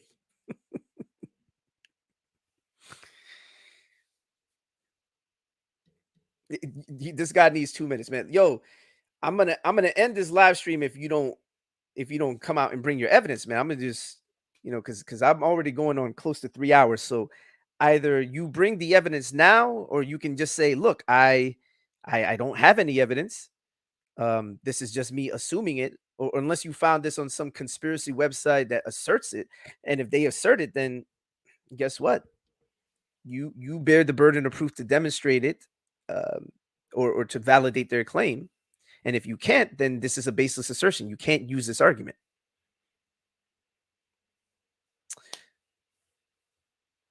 Talk about a silly argument though, man. Acts the 29th chapter, man. I thought about it for a second. I'm like, wait. I'm like, there is no 29th chapter of Acts. What's this guy talking about? Okay, so my source where I have the X29, it only claims that it's found in one manuscript, but doesn't mention the manuscript. Okay, so then that's a baseless assumption. I could tell you right now that the thing that you're quoting made that up, because if they can't provide it, can you imagine if I made an assertion and didn't give you a citation that you could fact check? If I just said, well, just take my word for it, it's in some manuscript. It's this one manuscript that I can't even tell you the name, then I wouldn't trust that source at all. That's not good research. That's horrible research. I'm going to be I'm going to be what you would call, no, I'm going to be honest. You're absolutely right on that. You're absolutely right on that. Okay. So with that being said, when you go to all of the end of Paul's letters, how do But they wait a name? minute. But hold on a second. But we're getting away from the point, because now we're No, going into a no, different topic. No, no, hold on a second. Let me stop. No, we're no, not no, getting no. into a different Please. topic. No. But I'm gonna bring it back. Hold on. Just give me a second. So my original question for you was, number one, if I asked you about African, I asked you if you're an Israelite, and well, here's the question: what is your proof of being an Israelite? I guess that's the more salient question. What is your evidence of being an Israelite specifically? Your evidence. Forget about everyone else. Your evidence. What is my evidence? Yes. Well, my evidence, I'm going to deal with Deuteronomy 28, falling under Oh, the curses. okay. Do you fit all the curses of Deuteronomy 28? I'm going to say yeah. Oh, you fit them all. Okay. Let's go to Deuteronomy 28 and let's see if you fit these curses. All right. So I am pulling up Deuteronomy 28 right now. Just give me a moment. And we are gonna go to the I hear a lot of background noise, man. A lot of background noise. Right, here we go. Deuteronomy 28. I'm about to put it on my screen. All right, here we go. Boom. Let me actually enlarge this because this, let's see, this is all right. I guess if I do it this way. All right, so we are now in Deuteronomy, the 28th chapter. Now, what I'm going to do is I'm going to go down here and we're going to look at verse 36. Remember, you said that you fit all the curses. The Lord will bring you and your king, whom you set over you, to a nation that neither you nor your fathers have known. When did you go into captivity with a king that was set over you? I'm sorry, my parents were talking to me. Say it again. 36. Yes, 36. The Lord will bring you and your king, whom you set over you, to a nation that neither you nor your fathers have known. When did you go into a captivity with a king that was set over you? Because you said you fit all the curses, right? Okay, yeah. And that's pretty simple. If you realize when you get taken into captivity, and they're going to take your king. Now, notice that we don't have any records of who or where we came from, because supposedly we're just some people that came out of nowhere. No, wait, stop. Wait, let me stop you. So you went into captivity with a king that was set over you? Yes? I'm going to say yeah. Oh, you did. So what was the name of your king? Well, how do we know? We don't have any records of that. So then why are you making an assertion? If you know who your king is, you should be able to say that this is my king and give his name. Well, why are you making an assertion that there wasn't a king when everyone was stripped of their language and their identity? Because you're making an assertion that this fits you, so therefore you should know which king was set over you, because the Lord will bring you and your king whom you set over you to a nation that neither you nor your fathers have known. So then I want to know who that king was that was supposedly set over you. Matter of fact, tell me, who was the king who monolithically ruled West and Central Africa, who supposedly went into the transatlantic slave trade, if you assume this is talking about the transatlantic slave trade somehow? Who was that king? Well, according to the history, like I said, they took everything from us. Okay, so then who was the king? How would you know information that they stole from you and they got rid of? This is an argument from silence. You're basically, this is a baseless assertion. You're basically saying, I know it happened, I just can't prove it to you. But then the problem is that in order for you to prove it to me, you have to demonstrate it. You have to actually show me in a source saying, look, this was the king, this happened, he monolithically ruled West and Central Africa, and he went into the slave trade with the people of West and Central Africa, and the people of West and Central Africa acknowledged him as their king. But you can't prove that because you don't have any evidence of that, because this isn't talking about West and Central Africa. You're presupposing that West and Central Africa is somehow in view when you read Deuteronomy 28:36. See, had you actually read this chapter, which I can tell you haven't, based on the sort of answers you're giving, you would have noticed that, for example, it starts off by talking about, I need you to mute because I can hear all your background. You can see where it talks about, first of all, if you look at 27, you'll notice that the people are being told by Moses that they're about to enter into the covenant. And then he says, cursed is whoever who oppresses the stranger and afflicts the fatherless, and the people of Israel shall say amen. Right. And they say it over and over. And he says, cursed is whoever who does not abide in all the words of this law to do them. That's Deuteronomy 27:26. So when you get to Deuteronomy 28, it says, and if you faithfully obey the voice of the Lord your God, being careful to do all his commandments that I command you today, the Lord your God will set you high above all the nations of the earth. And all these blessings shall come upon you and overtake you if you obey the voice of the Lord your God. Blessed shall you be in the city. What city? Their city. Blessed shall you be in the field. What field? Their field. Blessed shall be the fruit of your womb and the fruit of your ground. Your ground. Not someone else's ground, your ground, and the fruit of your cattle and the increase of your herds and the young of your flock. So when we get down here to verse 11, it says, and the Lord will make you abound in prosperity and the fruit of your womb and the fruit of your livestock and the fruit of your ground within the land that the Lord swore to your fathers to give you. The Lord never swore to give them the land of the Americas.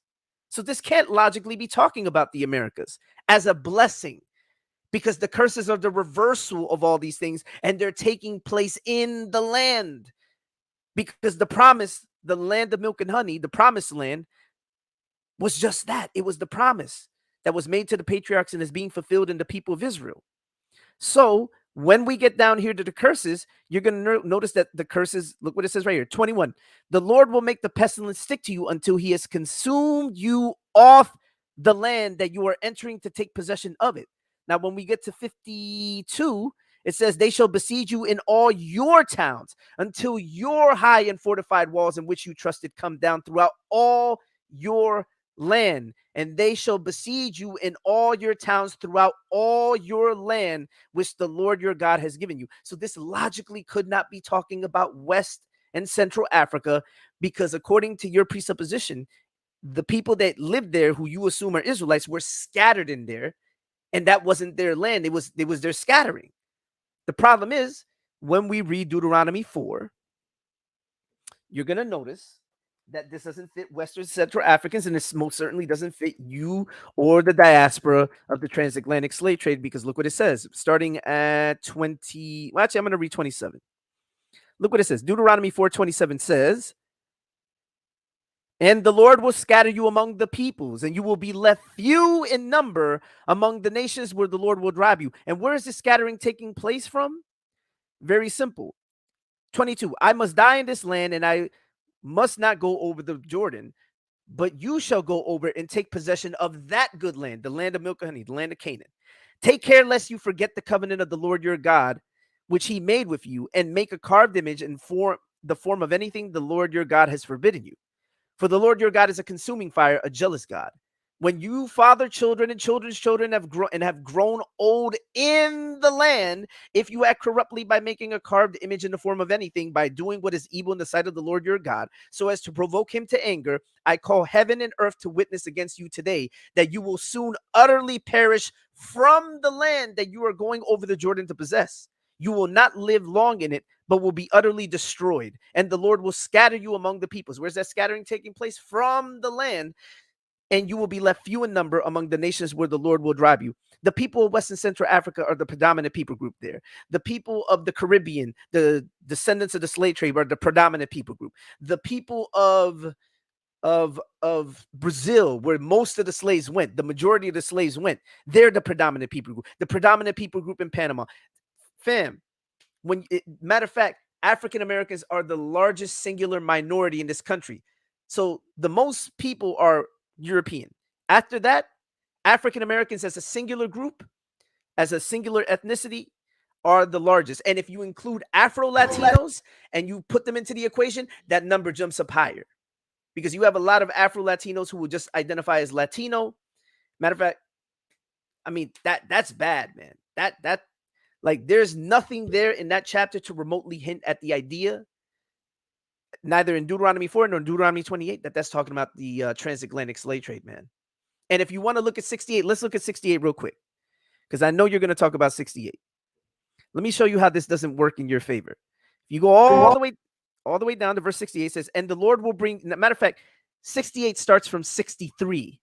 63 says, and as the Lord took delight in doing you good and multiplying you, so the Lord will take delight in bringing ruin upon you and destroying you.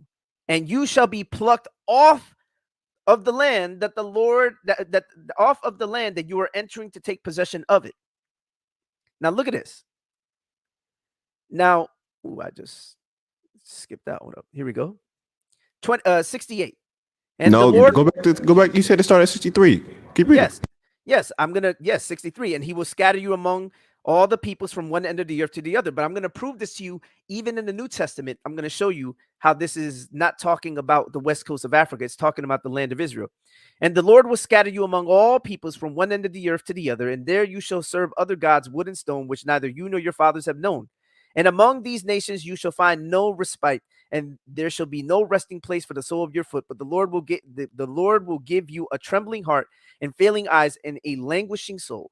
Your life shall hang in doubt before you. Night and day you shall be in dread and have no assurance of your life. In the morning you shall say, if only it was evening, and at evening you shall say, if only it was morning, because of the dread of your heart shall feel, and the sights that your eyes shall see. And the Lord will bring you back in ships to Egypt. Meaning, this is starting from 63 into 68. The scattering into all nations takes place from the land of Israel into Egypt, and then all across, everywhere. So look at this. And the Lord will bring you back in ships to Egypt, a journey that I promised that you should never make again. Notice it says you'll be brought back in ships to Egypt. When were African Americans in? Because if you think Egypt is America, when were they in America to begin with, to be brought back to America? So you're saying that it goes from being in slavery to from Israel to Egypt? It didn't scatter across the four corners, or how did you? What I said was that the scattering takes place from the land of Israel. So let's take it this way, right? Let's say you believe that the scattering is into all nations, but then 68 has a specific nation in view, which is Egypt, right? Even if you take that view, let's take that view that it's a scattering into all nations, but it would also include Egypt as being a pinpointed nation. Now, if you assert Egypt is America, that Egypt is a metaphor for bondage and America is the true Egypt or whatever, then when were they in Egypt to begin with, in America to begin with, according to that line of reasoning? It wouldn't make any sense, right? Because this isn't talking about America. This is talking about literal Egypt. And we know it's talking about literal Egypt because they just came out of literal Egypt, and they came out of literal Egypt on foot through water. So the Lord through Moses is letting them know, if you disobey me, you're going to go back into Egypt, but this time you're going to go through water on ships. Instead of going on foot through the water's going to be split and you're going to cross right through it. You're going to cross back into Egypt, but this time on ships, slave ships. But look what it says. And the Lord will bring you back in ships to Egypt, the journey that I promised that you should never make again. Because they would never make it again if they obeyed him. By disobeying him, they're going back. Except they're not going to go back the same exact way they went through, which was on foot through water. They're going to go back through ship as servants through water. Do you understand how that works? Now look at this. And the No. Lord will. How does that? How did the Israelites leave Egypt? You said, What? do I understand how that works? I'm telling you, no. You just said a lot of words. Like you said a lot of back and forth How did things. the Israelites leave Egypt? They walked. Through what? They walked through the water. Through the water. And what is he saying here? That they're going to go back through the water, And the but this Lord time will bring you back in in ships ships. to Egypt. So A pay journey attention. that I promised that you should never make again. And the Lord will bring you back in ships to Egypt, meaning not that they went in ships to begin with, but they were in Egypt. So they're going back to Egypt in those ships, meaning that they didn't go from Egypt to the other side through ships. They went through the water that was split open by Moses, and they were able to pass through safely. Well, now, if they disobey, they're going to go back through that same water, but this time on slave ships. That's what's being conveyed here. A journey that I promised that you should never make again, and there you shall offer yourselves for sale to your enemies as male and female slaves. Wahit markadem, which is a reflexive verb it's in the hifl stem. It's being used here, and that it's a reflexive because it's something that the people are doing to themselves. The makar root is the root for selling. And when it's reflexive, it is an action that the people are performing on themselves. So they will sell themselves. They will offer themselves to their enemies as male and female slaves. Where do we see that? Leviticus 25 made conditions that the Israelites could sell themselves into servitude to the other nations if they fell in undesirable state. They could actually do that to get out of their poverty, to get out of their unfortunate circumstances. They could do that. But here the Lord is saying, you're going to try to do that, but you're not going to be able to do that because no one is going to redeem you out of this calamity.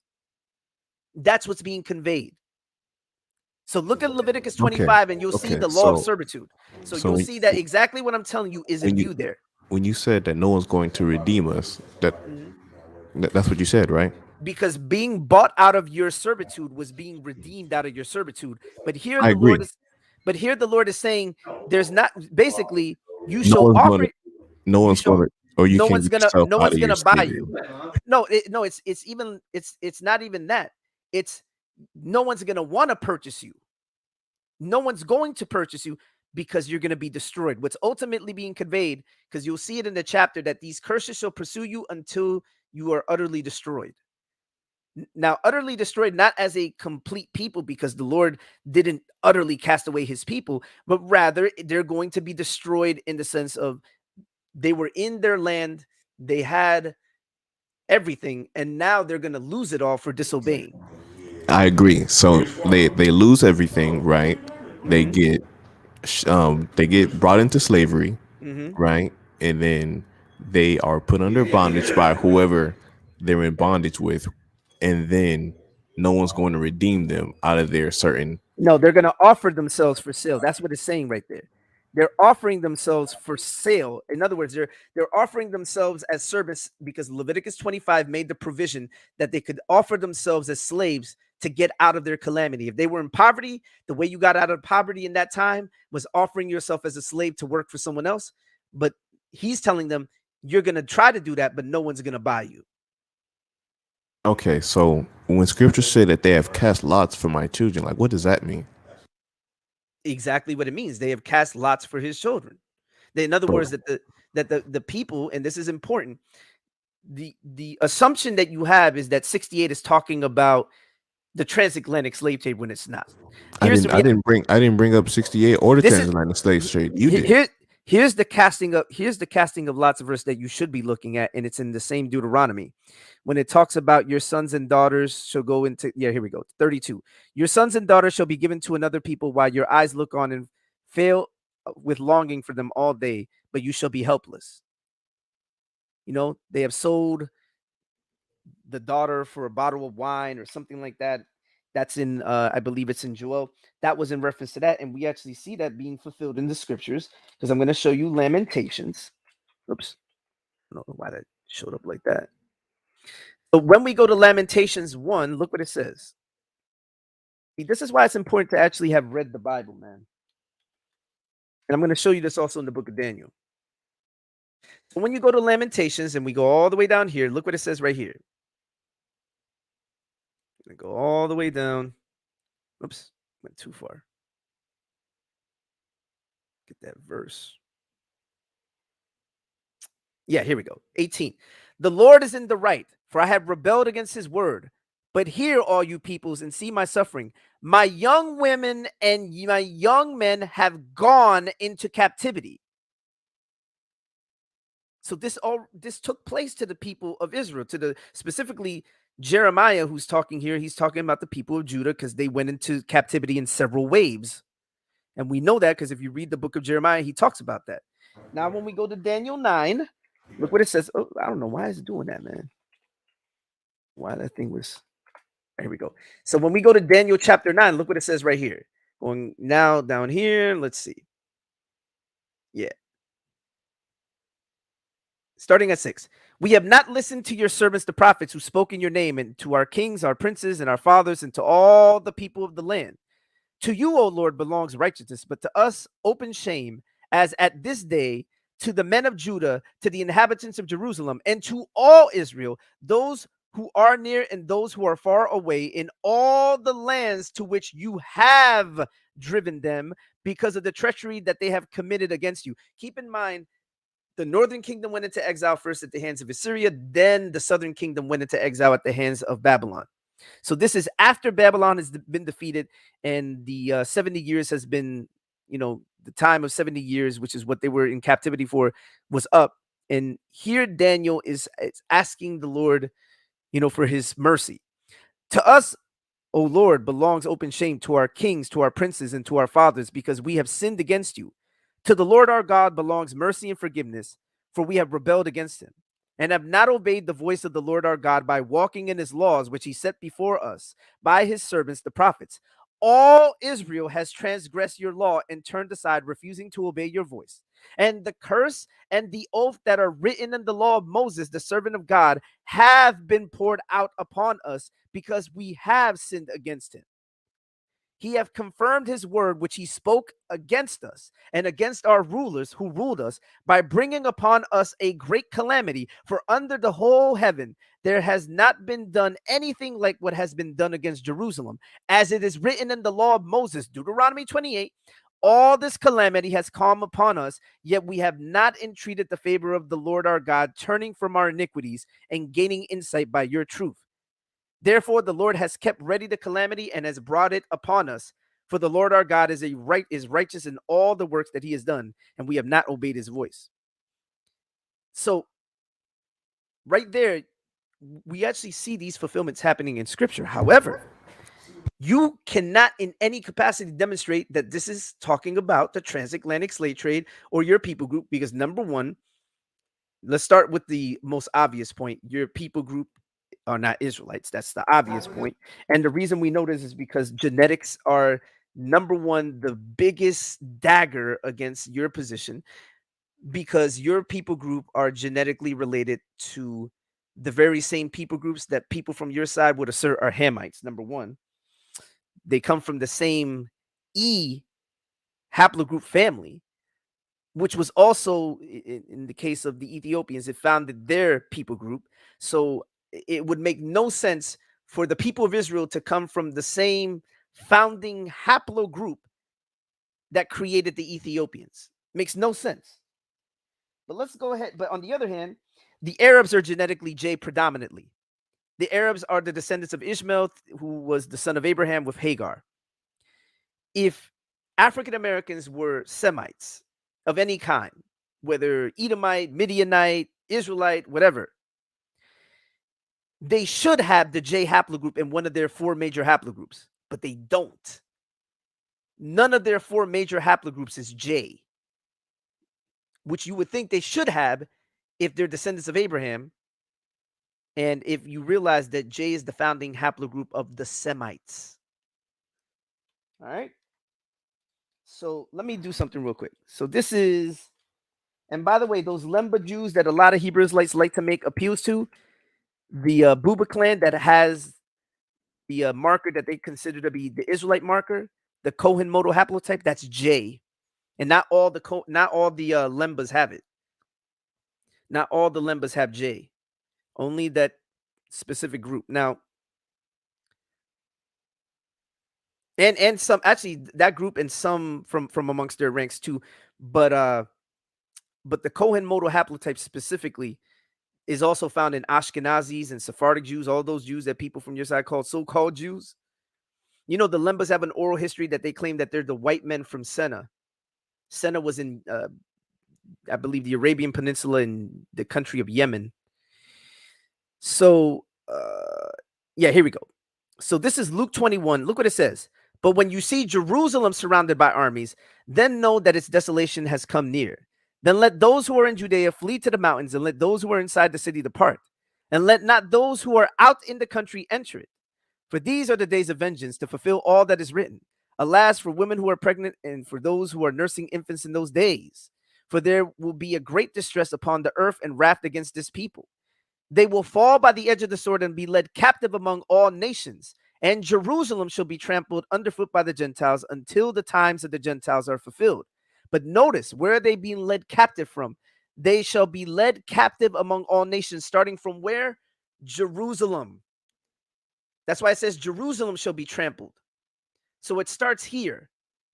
So it's from the land of Israel, from the land that you are entering to possess it. Because they were taken into the captivity and the remnant came back to the land. And then that remnant, when it grew in number, they too, again, went into captivity. And at that point, there was a new covenant in place, no longer the old covenant. Either you go under the new covenant, but or you scatter. Jesus himself says, whoever does not gather with me scattereth. Very clear. Okay, so and this is about 70 AD, right? Yes. Okay, cool. Now with that being said, I can agree with you where they were in the land. Well, the Jews or the Judeans of the land, they were there and they got scattered. Now, was that the whole house of Israel right there in the land during that time in Christ's days when he was giving that dissertainment, or was it the ones that only came back? Pardon me, the remnant that came back. So have you read First Chronicles chapter 9? If you haven't, do you have your Bible next to you? Yeah, I do.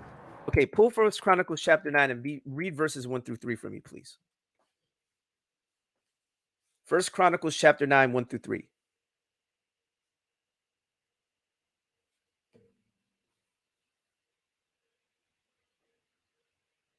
And keep in mind that they came back in not all the people, but the remnant came back in subsequent waves. All right. First Chronicles chapter 9, verse 1. So all Israel were reckoned by genealogies, and behold, they were written in the book of the kings of Israel and Judah, who were carried away to Babylon for their transgression.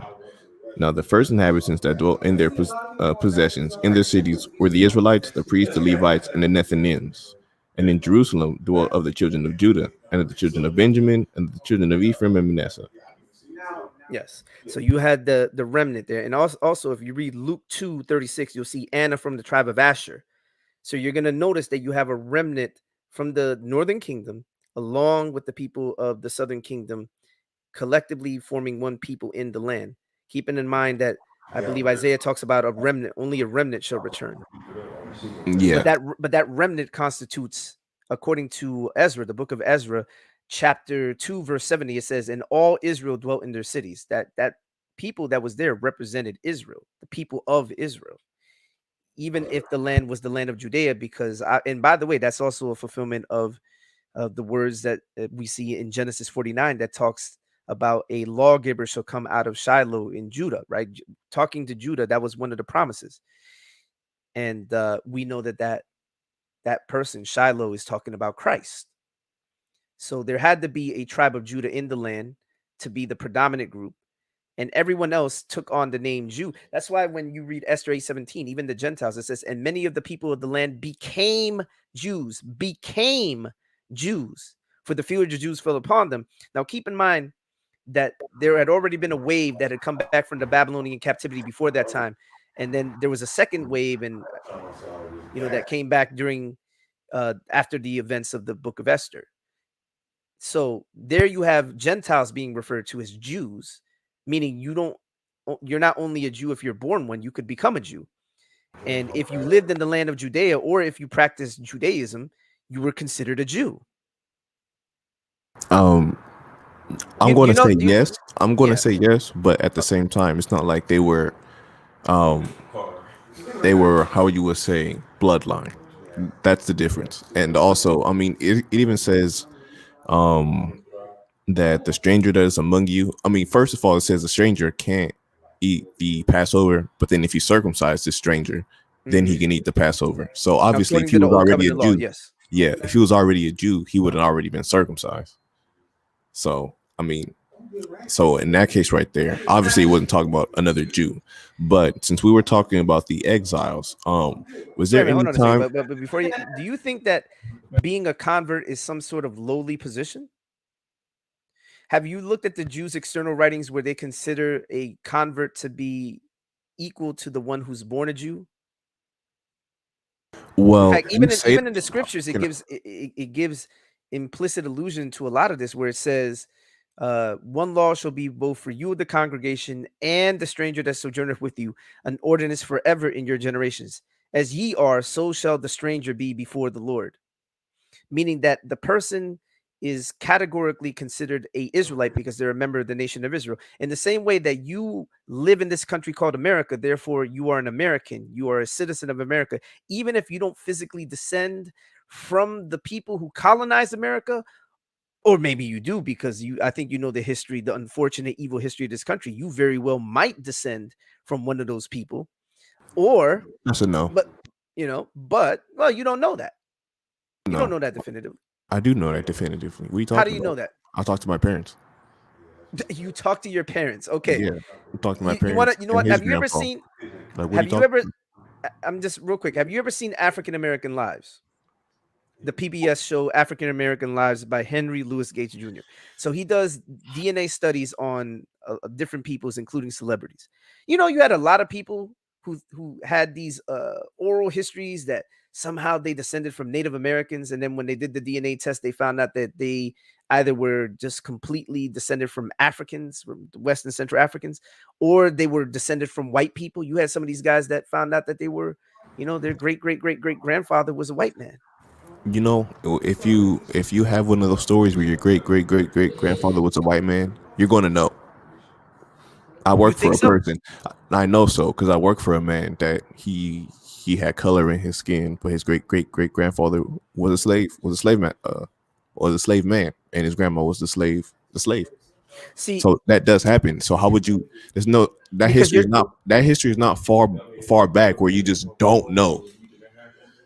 but the problem is that you're presupposing that every single case you're going to have somebody who descends You're from a slave presupposing that owner. in Wait, every wait, hold single on, no, no, case. no, wait, listen, just hear me out.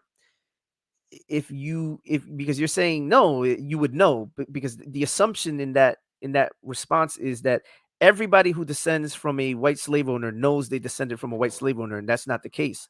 You certainly have cases of people that don't know. I mean, you have people that can't even I tell can agree you. with that, but you said even you yourself. That's what you said. I said you don't know. No, but you said even you yourself might have some great. And I said Even that's why. yes, yes. That's when I cut in and said no.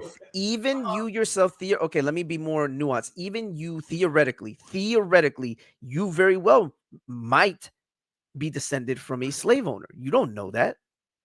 Saying that your parents told you, like like your parents can go all the way back in history and know for an absolute fact. I mean, there are people whose parents told them that they were Native Americans, and when they did the DNA test, they found not a drop of Native American blood in them.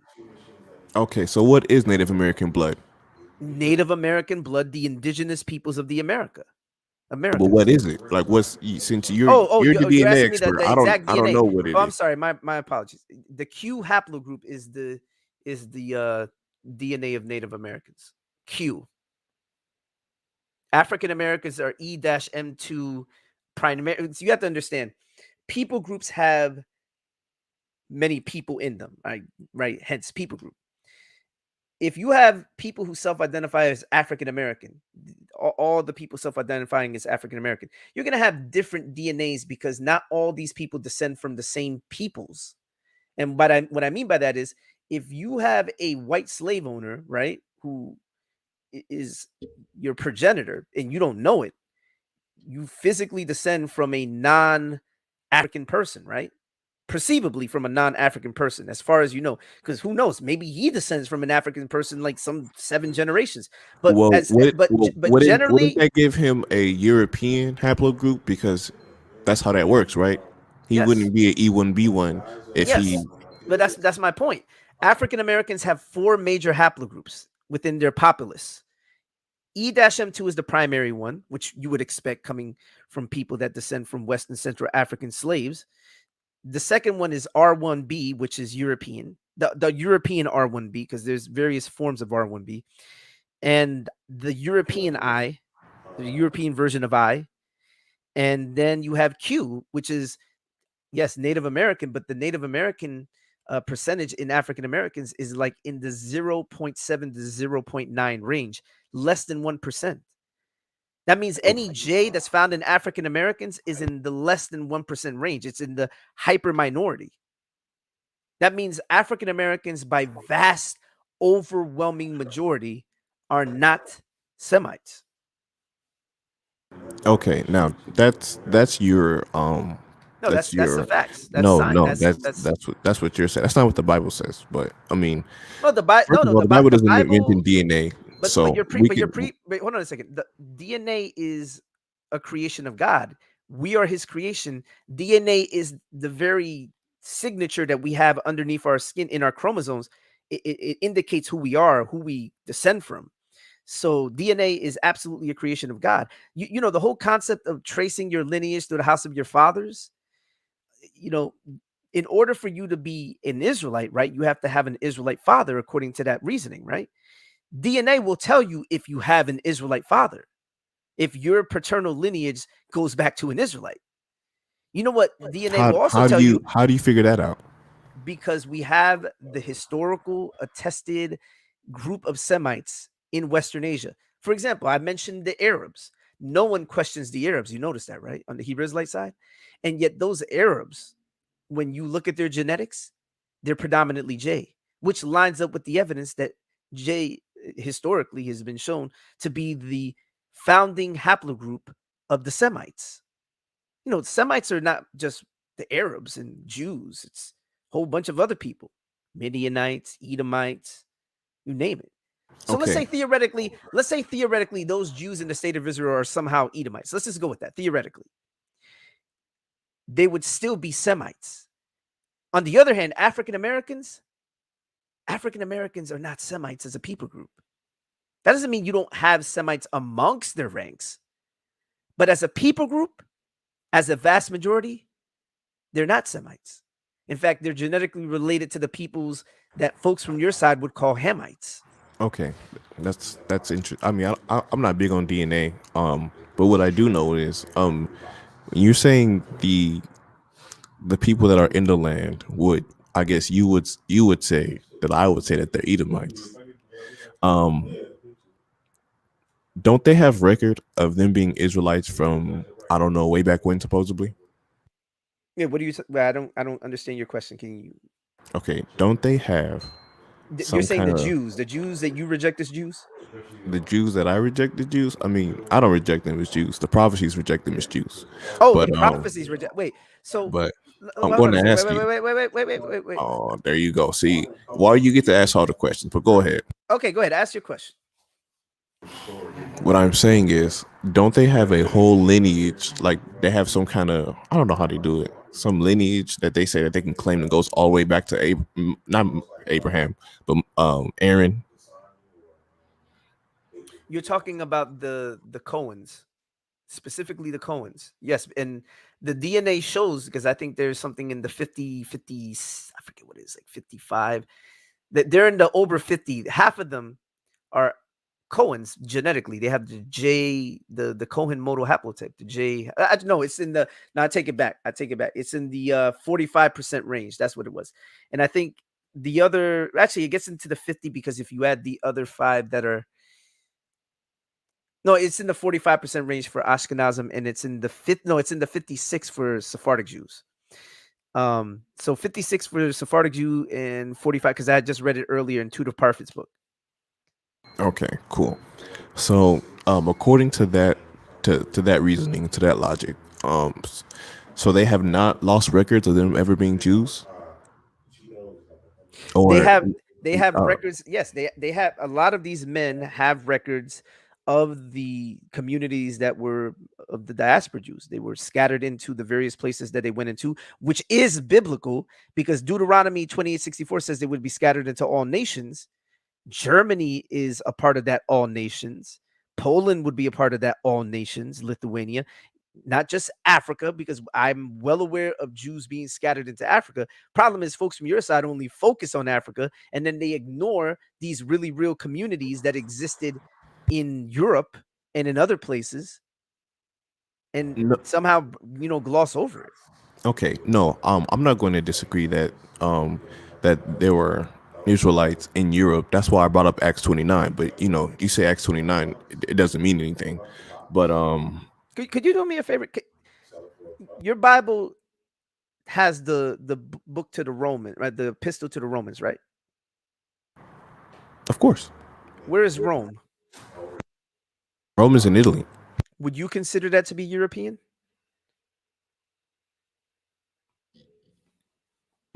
I'm gonna check the map. No, I mean it's. I'm just asking. Like, do you consider that to be European? It's just a. I mean, it's considered a part of Europe today. Well, I mean, like I said, I want to look at For the you, map. what is Europe for you? When you think of Europe, what do you envision Europe being? Europe. I'm going to bring up the map so I can look at it and tell you. All right, now you see, Is Spain? Do you consider Spain to be a part of Europe? yes. Okay. Can you do me a favor? Can you go to Acts 16? I mean, Acts. I'm Romans 16. Pardon me. Romans the 16th chapter. Are you talking about where Paul says he wants to go to Spain too? Yes. Okay, so why do you bring that up? Because you could have used those examples, but you decided to use something that has no basis. Well, I mean, that's according to you, and what you choose to see is I'm not gonna say doctrine, but What I choose to see or what the Bible is saying. what you choose to see is scripture. I mean, so was I wrong when I said that there was Spain and Paul was going to go there? I never said that you were wrong about Spain, but I absolutely told you were wrong about the so-called Acts 29. That was just demonstrably Okay, wrong. okay, but you never read it though. Fam, there is no Acts 29. Do you have evidence of Acts 29? I'm going to ask you now. In Paul's letters, do they all end in amen? Wait a minute. Acts isn't. You realize that Paul didn't write Acts, right? That's fine. But what I'm saying, No. do Hold Paul on a letters, second. do they end in amen? So hold on a second. What does this have to do with the price of tea in China? Okay. Well, to my understanding, a lot of people believe that Acts is missing. Acts is missing an extra chapter because usually all the epistles end in amen, or all the books in the Fam, New Testament the end book in of amen. Acts wasn't composed by Paul. Okay, okay. But was John written by John? What do you mean? It was John written by John? Matter of fact, I got a great question to ask you. I believe John was written by John. How do you know John was written by John? I didn't say that it wasn't written by John. No. But I'm asking you, how do you know John was written by John? I didn't say that it wasn't written by John. No. But I'm asking. Okay, do you believe it was written by John? Yeah. Okay, how do you know it was written by John? Well, honestly, I just go with the text. What's wrong with that? Because your English Bible translation says the gospel according to John, right? But our oldest copies don't have gospel according to John. Okay, I mean that's interesting, but I mean hold on again, a second. Hold on. No, hear me out. go ahead. Hear me out. Do you realize that the naming convention of the Gospels, the naming conventions, came about because of the oral tradition of the disciples of the apostles? That's the early believers. Do you know that we have external epistles from these believers? So, for example, Ignatius, who was a disciple of John, Polycarp, who was another disciple of John, Papias, another disciple of John, Clement, who was a disciple of Peter. And these guys were overseers. They were set up as bishops in the churches. We have their external writings. Their external writings to the churches, because these churches continue to exist after the book of Revelation was penned. You know, you still had, it wasn't like the book of Revelation was penned when John had his vision and then somehow, boom, like all the churches just disappeared and they just disintegrated. They continued to exist. I agree. So we have those writings, and those writings tell us who composed what gospel. The gospel according to John, the gospel according to Matthew, because none of them actually identified themselves as being written by the person. I agree. But the reason I mention that is, you know, we don't have any writings from the early church that mentions a 29th chapter of the book of Acts. Well, Acts is the only book missing where it doesn't end in an amen. You never found that, like, you know, like interesting? You never thought about that? But fam, did you hear what I said? The believers, I heard what you said, the but disciples of the apostles, it doesn't, the fallacy that you're committing is the idea that every one of the epistles has to end in the exact same way. And earlier it seemed like you were kind of alluding to this idea that Paul was the guy who composed Acts, when it was Luke. Luke is the composer of Acts and the Gospel of Luke. okay, that's fine. But what I meant to The allude to, attributed author of Acts is Luke, as okay, well but as the attributed author of the Gospel of Luke. the only reason I brought up Paul because I know all Paul's epistles end in amen. Yes, but we're Now not. I'm reading. But Now Paul, I'm but reading all Paul's the not. gospels. But Paul end is in not the amen. writer of Okay, Acts. I understand. Okay, I understand. Thank you. So all of Paul's epistles end in amen. Even Peter, even But one okay. thing. Well, no, now let me finish. Let me finish. All the books end in amen except Acts. Acts ends in 28, and that's it. Why is that? This is irrelevant to the fact that you have yet to demonstrate that there is a 29th chapter of the book of Acts. The idea that it doesn't end in a particular way according to you now somehow negates it as being, you know, the 28th chapter somehow was the finishing chapter. You would have to demonstrate that there's a 29th chapter, and you can't. This is I would. pure. I No. mean, But regardless, because we're getting away from the point. The whole point was to get you to demonstrate that you're an Israelite, which you haven't. And somehow we're arguing this completely different topic, which all right. which you're We not, can go which back. you're We can not, go back to which me you're demonstrating not, me an which Israelite you're because that's what we not, love talking about. which you're not actually doing a good job at, by the way. Awesome. So, Thank you. I'm sorry, but I'm just being No, truthful. it's fine. I mean, You should have humility about this and be like, you know what? Maybe I'm wrong about that. well, I would, but you're claiming that the people in the land are the Jews. I mean, we can talk What about does that that, have but, to? but I know you're not going to talk What about that, does right? that have to do with you admitting that you were wrong about this so-called 29th chapter of Acts? Maybe you I should. don't believe that I'm wrong about the 29th chapter Okay, of so Acts, then so we can drop that. demonstrate. So then, before we move on, demonstrate your claim by showing me tangible proof. Don't just assert it. All Don't right, just tell I'm me. gonna read it.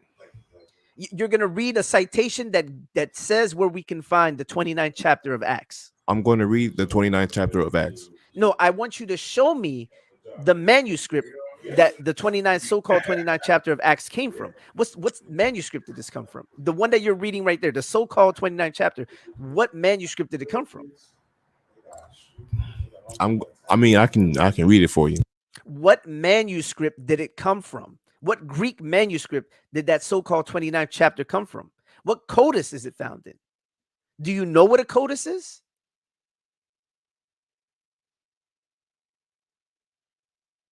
Do you understand what a codex is? Yes? No? Hold on. Come on, bro. Come on. I'm gonna find Acts 29 for you. No, I'm asking you a question. What manuscript, what basis, what textual basis did this so-called Acts 29 come from? That none of us seem to know, that no scholar seems to know of except for you and this obscure source that doesn't even give the citation. Like, seriously, man. Like, this is bad argumentation, man. You should not want to argue this way. Let me see. Give me a manuscript. Don't give me conjecture. Don't give me a blog page that asserts it. I want a direct citation. In fact, I want to see what manuscript this is. There should be a copy of this manuscript. You got copies of Sinaiticus. You got copies of Vaticanus that you can see online digitally. So we should be able to see this if it in fact exists.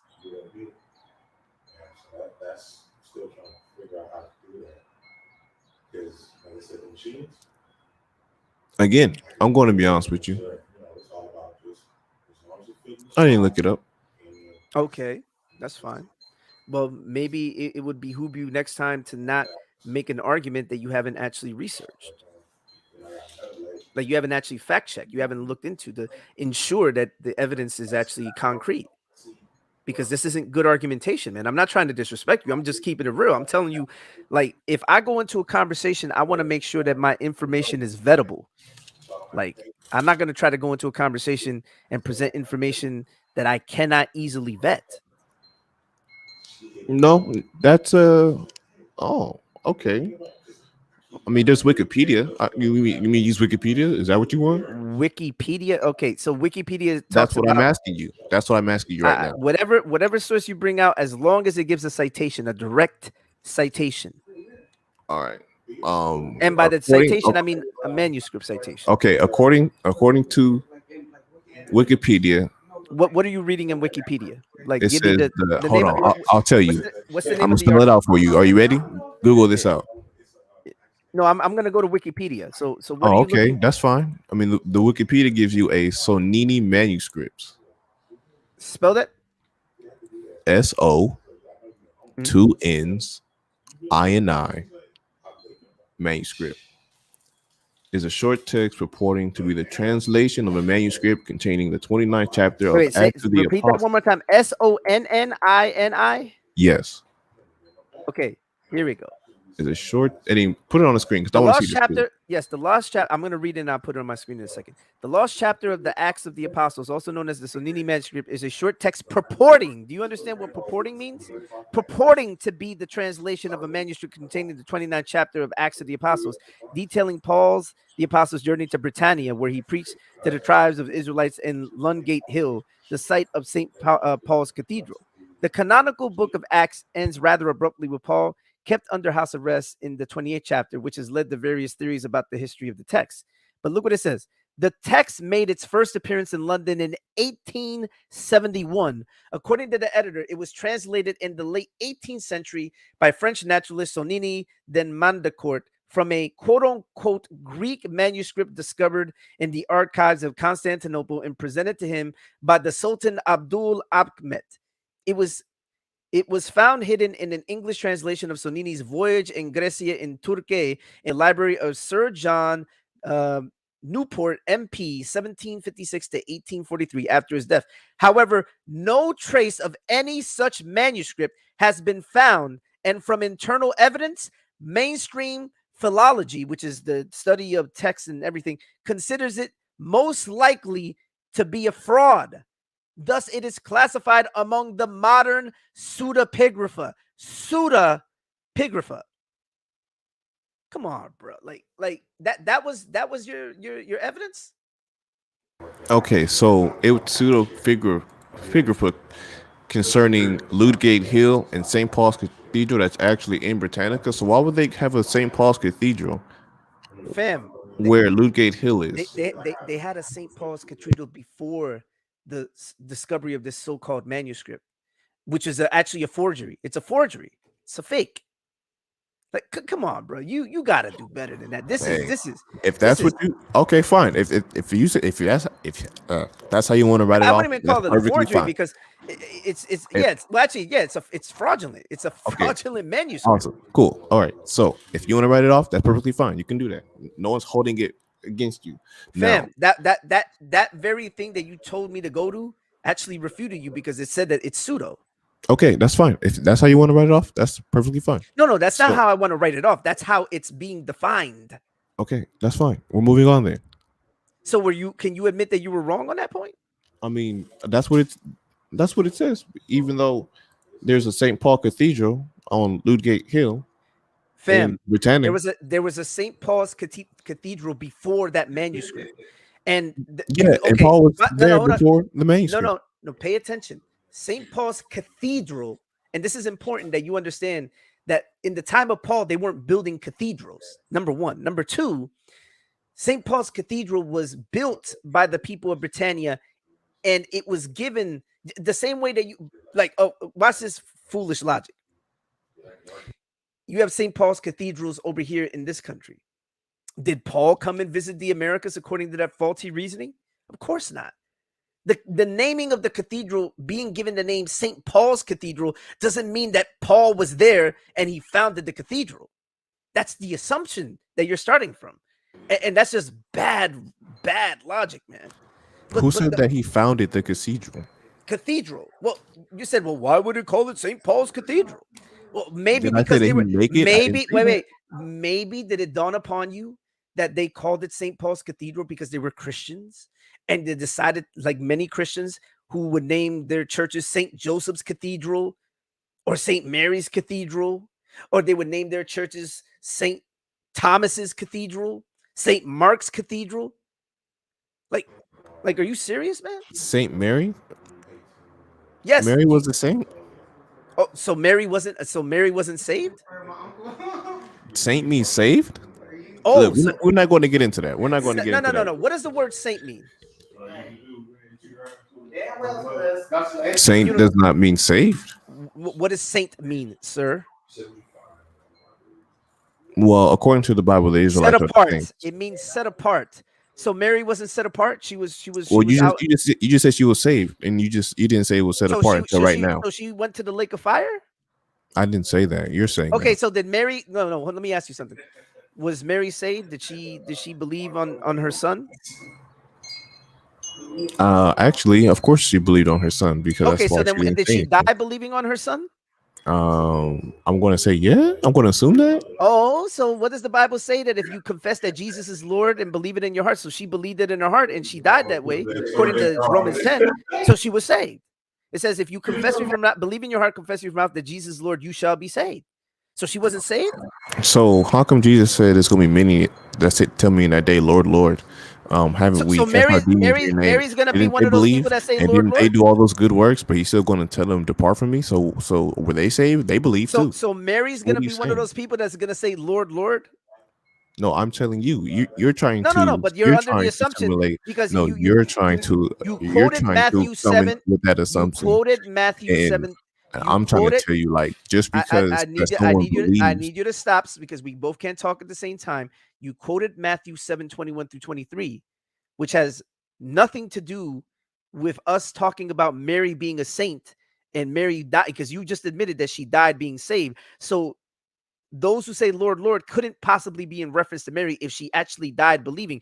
The people who say Lord, Lord had the same false belief that you see in those Jews in John 8:31 through 44 who claimed to believe on Jesus, and the more he pressed them, the more they rejected him. But here's the thing: There's not a single manuscript, single verse that says that Mary didn't believe on her son. All right, you have a good one. I didn't say that she didn't. I agree that Okay, she so then did. it, So what are you so talking then, about? so then Mary was a saint, was she not?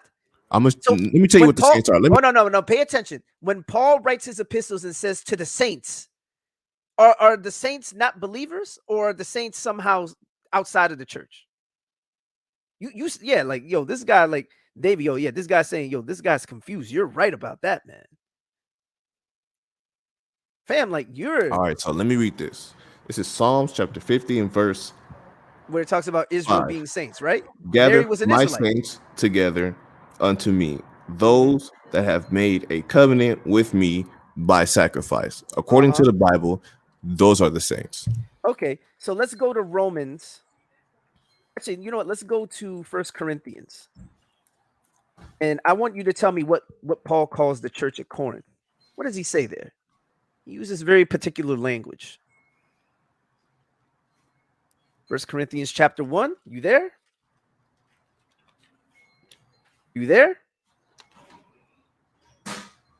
Paul, called by the will of God to be an apostle of Christ Jesus, and our brothers Sostenes, to the church of God that is in Corinth, to those sanctified in Christ Jesus, called to be saints together with all those who in every place call upon the name of the Lord Jesus Christ, both their Lord and ours.